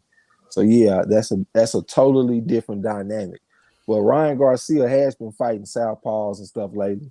If I'm not mistaken, what his last two, the last two out of his last three opponents have been southpaws. You know what I'm saying? He done fought Luke Campbell and he done fought Fortuna. You know what I'm saying? Fortuna shorter like Tank. So that was probably like maybe some practice for that type of style. I don't know, but going to the body, I don't think it's gonna be like a primary weapon in that fight. I understand, and he could be fighting these southpaws trying to get himself prepared. We never know. It would be remembered more had Ryan had let the knockdown and the KO afterwards make him act like a fool, tell a bunch of lies, and become inactive. I have to see more. This is words of D-Lo 404. Yasser say, just roll with the bets. See, Yasser think like me. I'm following the dude that showed me where the money is. I think of the better attributes of young Amir Khan when I watch Ryan. Consistently, people clown Khan a lot too, but Khan undressed some good fighters over the years. Yeah, like that fight when he had against Maidana. That was a good one for Khan. I don't really see much of a comparison between Amir Khan and Ryan Garcia though. I think he's talking about the speed. Yeah, I mean Ryan got decent speed. I think about his power more than the speed though. I think Ryan is a hard puncher. I had saw Hyphy had asked me who I think hits harder, Ryan Garcia or Inouye. Inouye is a special puncher. You know what I'm saying? Like Inouye, he commits a lot to each shot. Like he a special timing, power, and all that kind of shit. The combination of that, I would give Inouye the edge. You know what I'm saying? Like I gave Tank Davis the edge over Ryan. What I'm saying is he ain't that far off. Like he's a devastating puncher, is what I'm saying. So Inouye, we can give him Inouye to be so small and knocking out them small guys, because for the most part we think power. The bigger you go, the more the power is a factor. So when you get the heavyweight, they knocking out everything. The small guys don't really have a lot of knockouts, and he been knocking out folks, and he coming up in divisions knocking out people. So I got to give Inouye that credit on that. He's a hell of a puncher. He might be like a 9.2 or some shit when it comes to the power. I give Tank like a pound for pound 9, and I gave Ryan Garcia a pound for pound 8.5. I ain't taking that 8.5 back. Like that's square business. That's what I think about his power. I think he up there hitting hard than a bitch. You know what I'm saying? Oh, G got quiet, man. I'm gonna jump in the Oh chat. no, I bro. was on mute. My bad. I was trying to answer. Man, looking back at my comments, I think I need to just listen or go to sleep. I actually thought that I was reading bad or something, but yeah, D-Lo, you writing some stuff. You got me sounding worse than what I usually do. I knew what he meant though. He was trying to say coincidentally. Oh, okay. Yeah. See, you being high, you can still understand some shit. Me being high, everything is just crazy. But go ahead and hit the chat for me real quick, bro. I gotta grab me something to drink. I'm parched. All right. D-Lo said, hey, Emil Griffin was a great fighter in my opinion. So it is what it is. Oh yeah, I know what you're talking about. What do you call him? A Marley Cone or some shit like that. The motherfucker got killed off that shit. My boy Yasser said, imagine getting your ass whooped by a man, then you see a picture of the motherfucker fish there. Hey man, people be laughing, but I say all the time that some of the best fighters, like I done seen in street fights, them been gay dudes. One of the worst ass whoopings I saw somebody take that was just straight brutal was by a man in a dress at a 7-Eleven in North Dallas. I was probably about 11 years old. And I don't know what the dude did to the guy, but I just know when me and my cousins got to the door, they was already fighting. And that dude in that dress, he looked strong too. He looked like Marshawn Lynch in a dress. And he beat that dude ass like viciously. And when we left, my cousin, he older than he's like he was married to my second cousin. You know what I'm saying? So he older than us, and he told me, he told all of us, he said, don't never fight a motherfucker like that. He said, you fighting to beat them up, and they fighting for survival. Did you see how violent that shit was? Like, you know what I'm saying?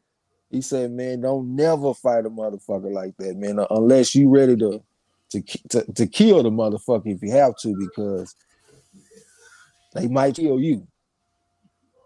Are you talking about fighting a punk? Hell yeah. I was told that when I was young, and you know I'm older than you, but back in the 70s, the late 70s, my cousins used to always talk about, don't fight no punk. Those punks will whoop your ass. Now some of them won't, but you know you can't take that gamble.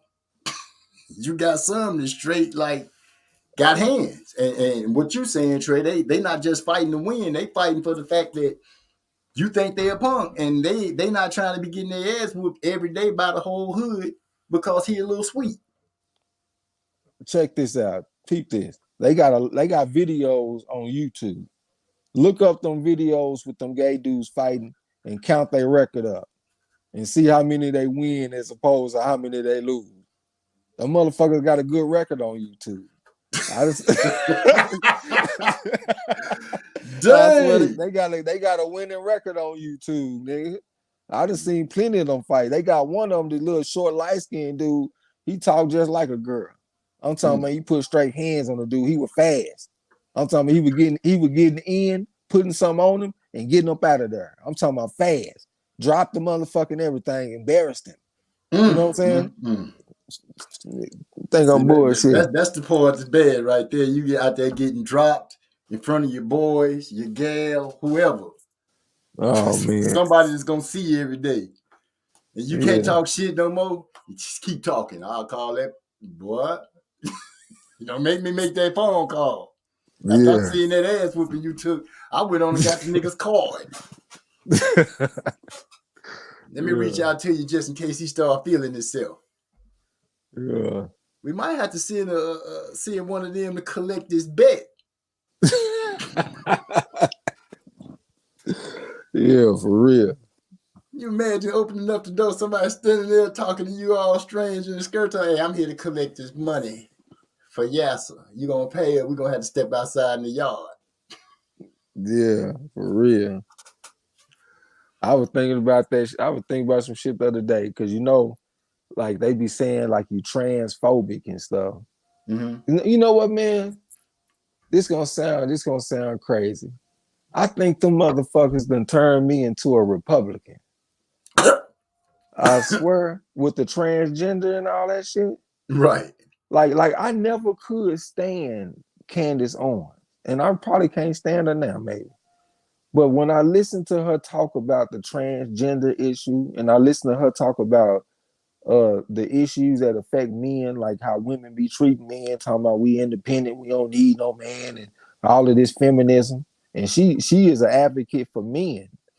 I'm like, damn, man, it's crazy how they done changed my thinking on so many shit because I can't stand that transgender shit, bro. And I associate that with the liberals, with the Democrats. Mm-hmm. They the ones that be pushing that shit. I don't want the kids learning about gender ideology in school. I think that's bullshit. Right. Teaching the kids that there ain't two genders. We got 200 genders and shit. Non-binary and all of these words that I don't even know what the fuck they mean. You know what I'm saying? Yeah. I can't stand that shit, bro. Well, it makes me look at it even more because I'm like, for the same group, you got people that's like, oh, they should be able to do this and do that. But I'm like, you really think about it. You got a boy, man, whatever, changed his sex around. But he didn't change his muscles. He didn't change his strength. None of that has changed. And now you want to let him compete against my daughters. I saw one of them whoop a girl ass in MMA in a cage. I'm talking about beat the shit out of a woman. Right. And how do you put in your mind that that's fair because they clip their nuts and put some bags on their chest? I'm just, speaking badly, but you know what I mean. Yeah. This is still a man's arms, hands, feet, muscles. That man's strength is not going anywhere just because you put some lips, as they say, you put some lipstick on a pig. It's still a pig. Yeah, man. And then like one of the main proponents for our way of thinking, which is I guess is lined up with the conservatives, is a guy named Matt Walsh. And he be doing a lot of debates and shit with these motherfuckers, but he just made this like docu movie type of thing called What is a Woman? And he go around asking people that simple question, what is a woman? And the fucking liberals can't even tell you what a woman is. They say that a woman is anyone who identifies as a woman, Oh, which isn't saying anything at all. You know what I'm saying? And a lot of the people that's asking the questions are women. How the fuck you don't know what a woman is? Ain't a woman is a motherfucker with XY chromosomes, female genitalia, and can have babies. That's what a woman is, ain't it? last time I checked. They dominate with the estrogen. You know what I'm saying? They nurturing and caring and they bring life. I mean, we all know what a woman is. The man is the, you know, Right. they the He the gatherers, fertilizer. they the gatherers, we the hunters, nigga. You know what I'm Right. saying? Yeah, I feel you. And I agree with you, not to go too far on it left or right, but it is what it is. I'm from the 70s. I think a certain way. You're not gonna change my mind with this. And to listen to one of those dudes stand up and his defense was to throw God in it. And I have to ask the question, you put God in it on that part, but look at all the ungodly stuff you people do. Man, them Talking about folks are abortions and stuff abominations. like that. They That's that, abominations, and man. that's what it is. It says that. But I see you versed on it and understand. So that makes it even better to speak on. D-Lo say all that shit is dumb as all that shit is just as dumb as the political parties, which is true. Preteens are deciding to change their agendas, etc., which is true. How can you? Well, I'm not going to even ask the questions of what another parent would do. I can only think about what I can speak on. I Look, did. one of his comments, he said preteens are deciding to change their genders, etc. Is actually worse than that, man. They say that they can do gender confirmations with kids as young as like 5 years old. They giving kids as young as 5 years old puberty blockers, the same drugs that they give sex offenders to chemically castrate them, and they giving that shit to kids, man. You know what I'm saying? One of the doctors that this dude sat down and talked to, I swear to God, that was a motherfucking demon. That's how I felt about that, man. That was a demon, man. You gotta be demonic if you gonna give something that's used to chemically castrate somebody. If you can give that shit to a 5-year-old kid, you's a You could motherfucker. do. You evil. You evil, man. You's a devil motherfucker. And then you sitting up here telling lies, talking about how they can just pause the puberty. And then once they remove the puberty blockers, everything just goes back to the way it was. Bitch, you's a lie. And y'all ain't been doing that shit long enough for you to confirm no shit like that. Ain't no way in hell I'm about to believe that. That you can stop puberty for somebody and ain't gonna have no problems. And then this one guy, he said something that stood out to me because he said that one of the kids that they gave the puberty blockers to, they ended up developing osteoporosis. And that kind of made sense to me because one of the reasons that when you go through puberty, your body gets flooded with a bunch of hormones, which causes your epiphyses and your diaphyses and your bones to fuse. You know what I'm saying? So you not going through puberty weakens your bones. That makes sense to me. So yeah, there definitely has to be some negative consequences for doing some shit like that. And just the fact that they pushing all of that shit, man, they just making me realize I ain't no motherfucking liberal, man. I can't be. I don't agree with that. I don't agree with abortions and shit. When they just got rid of overturned that Roe versus Wade shit, I thought that was some good shit. A lot of the women and shit, they were mad. It's my body, my choice. I was like, man, I don't know, man. I'm not with it. I They looked was at done it. that shit. I looked at the with the overturning of Roe versus Wade. I'm like, okay, you can tell the women that they can't do this, but then you letting people change their whole hope. You know what, Trey? I'm gonna just let it go. As D-Lo say, I identify as a multi-billionaire, as shown when I reveal my virtual mansion on live. Yeah. And the day he did that, it fit so good. I'm like, damn, D-Lo doing pretty damn good for himself. Whatever the fuck he do, and then he moved. I was like, I'm gonna have to stop falling for craziness. That's what I'm gonna Yeah. have to do, man. Yeah. Apex Legend Troll. What's up, man? I'm glad to see you back in here. He said they use those same drugs to castrate sex offenders. Yeah, Trey Yeah. X said that. Yeah, that's what I was just talking about. He said that. Armin Brown is back in the house. What's up, sis? She said exactly MZ. I don't know exactly what I said, but I sure appreciate you riding with me. riding with me.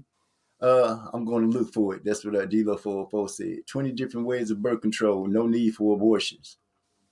Man. Well, when you look at that, you do have to look at the aspect that some abortions are necessary. And I know that sounds crazy, but what if a woman's life is in danger and they can't save the baby? Yeah, those extreme times, I'm pretty sure that most people are understanding. Like if a woman is raped or something like that, I'm pretty sure. No, It's some they people are that's extreme. literally, these people are literally saying, because I watched the same guy that I was saying that brought God into it. They asked the question of, if a woman is pregnant and the fetus dies, there is no way for this baby to be born alive. Do you still make this woman carry that full term? And this man said yes. Yeah, but you said that man. See, this is the thing. Like when it comes to the political spectrum, you got the left and you got the right. Most people, like you gonna have some people that's way on the left, and those motherfuckers are doing all kind of crazy shit, walking around with pink hair and promoting trans this and all of this shit. And you got some people that's way on the right, and they gonna be extreme with they shit. Some of them racist as a motherfucker, whatever the case may be. But most people are more closer towards the middle. They more moderate. You know what I'm saying? And moderate people are gonna be understanding that if a woman got raped, okay, she get an abortion. Hey, I ain't tripping on that shit. If a woman, if her life is in danger with the pregnancy, I mean, it is what it is. You know what I'm saying? But for the most part, I think people need to be responsible for their actions. I can That's just the way understand I that. see that I shit. can understand that. As long as as long as you had a view that, hey, there are some circumstances that this is necessary, then cool. Now, for these girls just running around and doing their thing, yeah, that's a different story. Armin Brown says, how are they telling us women what we can and can't do with our bodies, but then making way for others to become us? That's a good point. And Yeah, I'm with you. I'm just not with none of it, but I'm definitely not with the trans shit. Yeah, I done seen some of them motherfuckers. They say that they can teach women how to be better women. Like now, how is that possible? I take offense to that shit when I Me be too. hearing You that gonna shit. teach a naturally born woman how to be a better woman, and you're not. The, And, the and then like they got it so crazy. Like if somebody is to ask you, can men get pregnant? If you say no, you being harmful and you gonna cause people to commit suicide and all that kind of shit. Like really? man, yeah, for real, bro. Like man, I got caught up in that shit one day and just got to looking at a bunch of shit and reading some shit. Like man, they square business. Like you have to say that men can get pregnant. That's the politically correct thing to say these days. I will never be politically correct. For real. Can't no fucking man get pregnant, man. Come on, man. like I feel like I'm in some kind of delusional ass dream. You know what I'm saying? Like this shit is wild, man. The lines of reality are blurred with Yeah. fantasy and falsifications. and not alizations. So that's why I say, like, if I come out and I say something like, man, them motherfuckers got me feeling like I might be a Republican. That on the outside, when you hear me say that, it sounds crazy. But if you actually start thinking about the issues that's going on, like the agendas that's being pushed by Democrats, like, damn, bro, I can't get with that shit, bro. You know what I'm saying? Mm-hmm. I can't get with that I'm shit, with bro. 100% inclusion, but you can't be making up some new things to include. Hey man, they can do what they want to do. Just don't expect me to participate in that shit. Like, if you a man, I'm gonna call you a man. I'm not about to call you a she because that's what you prefer. I don't give a fuck. You's a man. I thought about that shit too because they be saying like, if you don't like them, you transphobic. And I used to get offended. I said, damn, why they say that we transphobic? Like we scared of the motherfuckers or something. A Because phobia is a fear. But then I thought about it. A woman with a dick is pretty goddamn scary. Like if a woman took that's her clothes off, horrifying. if a woman took her clothes off and she got a dick, nigga, that is scary. I am transphobic, nigga. I'm scared. Oh my God. You done just horrified me to the 10th power. That's why I say, yeah, I might be transphobic. Ain't no might be. I am transphobic, nigga. Shoot, you make me think of the words of the great Eazy-E. When he say put his hand up the skirt, oh no. That's what he said. Yeah, he got a song, I can't remember. It's something about he was with some girl, he put his hands up the skirt and found out it was a man. And he said something else. He said, "This is one punk that I got to hurt." Oh man. It's an old school song Eazy-E got. Well, it's gotta be old school because Eazy been gone for a minute. But Yeah. he got that lyric. I can't remember it specifically, but it's something along that line. Yeah. Something along that line. Armin Brown say rape, molestation, all of that can result in pregnancy. They are saying these women have to give birth to those men's children. Yeah, they some of those people are saying it. Armin Brown. That was some of the stuff I was touching on. They D'Lo said they have provisions in the law, but some states are saying no. Yeah, they are. The state legislation is overriding the federal legislation when it comes to certain things, and they changing laws like fast, real fast. I would love to hear your point of view. Gil Coles says, Armin Brown, I would love to hear your point of view. Yes, 2% of abortion shouldn't make the rules of all others. When you open up this can, I see everybody is speaking on it. There's so much going on with this. This is a debate that it's been going on for years. Roe versus Roe v. Wade was pretty much the staple of letting women be able to have the choice to be able to do what they want to do with their bodies. And to go off of what you said, Trey, you do have some women that just promiscuous or what have you, just doing stuff. For them, everybody needs to be responsible for their action. But I've always said, even if you overturned it, you have to give the women that's been raped, molested, certain aspects. You have to give them that choice. You can't just take it all off the board from them. And then again, when you ask, who are you or who am I to even make that decision for them?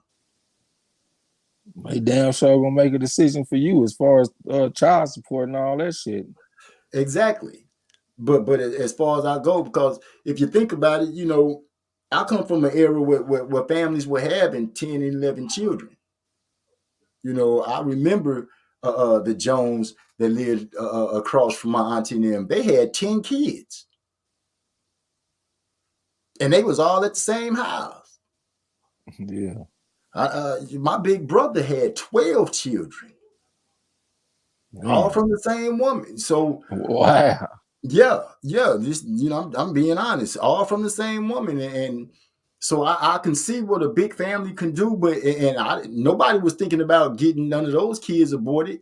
The only time I ever really heard about somebody getting an abortion was when a girl was was just turning into a teenager or something. She then got pregnant. The family trying to protect her from that, hoping that she learned her lesson. And molestations and stuff like that. It wasn't just something that you heard every day. Oh, somebody getting an abortion. So, it just all of a sudden exploded at one time. Yeah, and I'm definitely open to all of them circumstances, but just casually getting abortions and shit, I don't think that's no good shit. Okay. Get out of jail free cards and shit. I think that promotes more fucked up behavior. If you got to get out of jail free card every single time you get pregnant or get somebody pregnant, you know what I'm saying? Right. Motherfucker need to have some show some responsibility and show some discretion. You know what I'm saying? If you gotta pay for your actions, maybe motherfuckers will be smarter about their actions and shit. I think that's what needs to be taught to young people. The perils of sex. It ain't all just pleasure, man. You can get a disease, you can get pregnant or get somebody pregnant and alter your motherfucking life. A lot of people need to understand that shit as far as the young people, man. You know what I'm saying? Yeah. And in order for that to be taught, then somebody had to be teaching it. And those teachings got lost in the 80s when grandma stopped being 50 and 60 years old and started being 35. Yeah. Grandma was still trying to go to the club. Yeah. But that's, we done chopped it up on that, I think, enough, because that brings a lot of thoughts, that we'll be on this till it is tomorrow.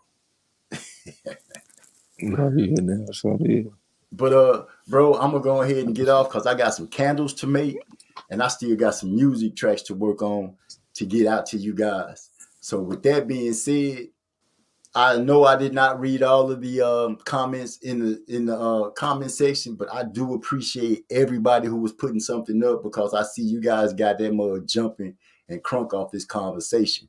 So I'm gonna hit you guys with all day, and I'll catch you again next Tuesday. Much love, peace, and blessings to everybody. Trey, I appreciate you stopping through.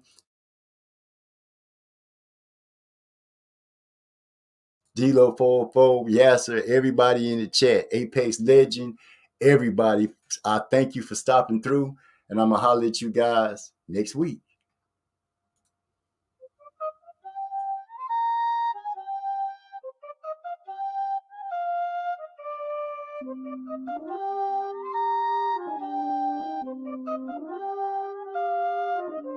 We go harder than concrete. Me and my bodies get smoked out. Ice chest full of beers. Cheers, this the dirty south. Fuck being down and out. We in this bitch trying to stay alive. Big city, my nigga. I see you trying to get your money. 3 set for life and I fuck with it. You better show your fans straight. You don't break a bitch. Standing up on all teams. All teams. It's on again. Same day, same shit. All across the bitch. No matter where you live. Hold it down. Shout out across the Southwest side. Make your time straight all day. All day, all day, get your money and it can't wait. All day, all day, all day, where it's real and it's no face. All day, real shit. All day, trying to stay out the way. All day, all day, all day, making sure that the fam straight. All day, all day, all day, get your money and it can't wait. All day, all day, all day, where it's real and it's no face. All day, real shit. All day, trying to stay out the way. All day, all day, all day, making sure my family's straight. Doing what I do, keep doing my beats, making sure my family eats, saying little prayers. I'm glad I got to know ya. I'll be here till the end. I'm the only master bride. Make sure that the fam straight all day, all day, all day. Get your money and it can't wait. All day, all day, all day. Where it's real and it's no face. All day, real shit. All day, trying to stay out the way. All day, all day, all day. Making sure that the fam straight all day, all day, all day. Get your money and it can't wait. All day, all day, all day. Where it's real and it's no face. All day, real shit. All day, trying to stay out the way. All day, all day, all day. I pray with my kinfolk and I don't sleep. They can't eat and they can't eat and I don't sleep. I make a way for my kinfolk. Guard dog up all night, making sure everybody sleep tight. Checking the perimeter with that thing on me, making sure that it's all right. I never leave my post alone, even if it means posting alone. I ain't talking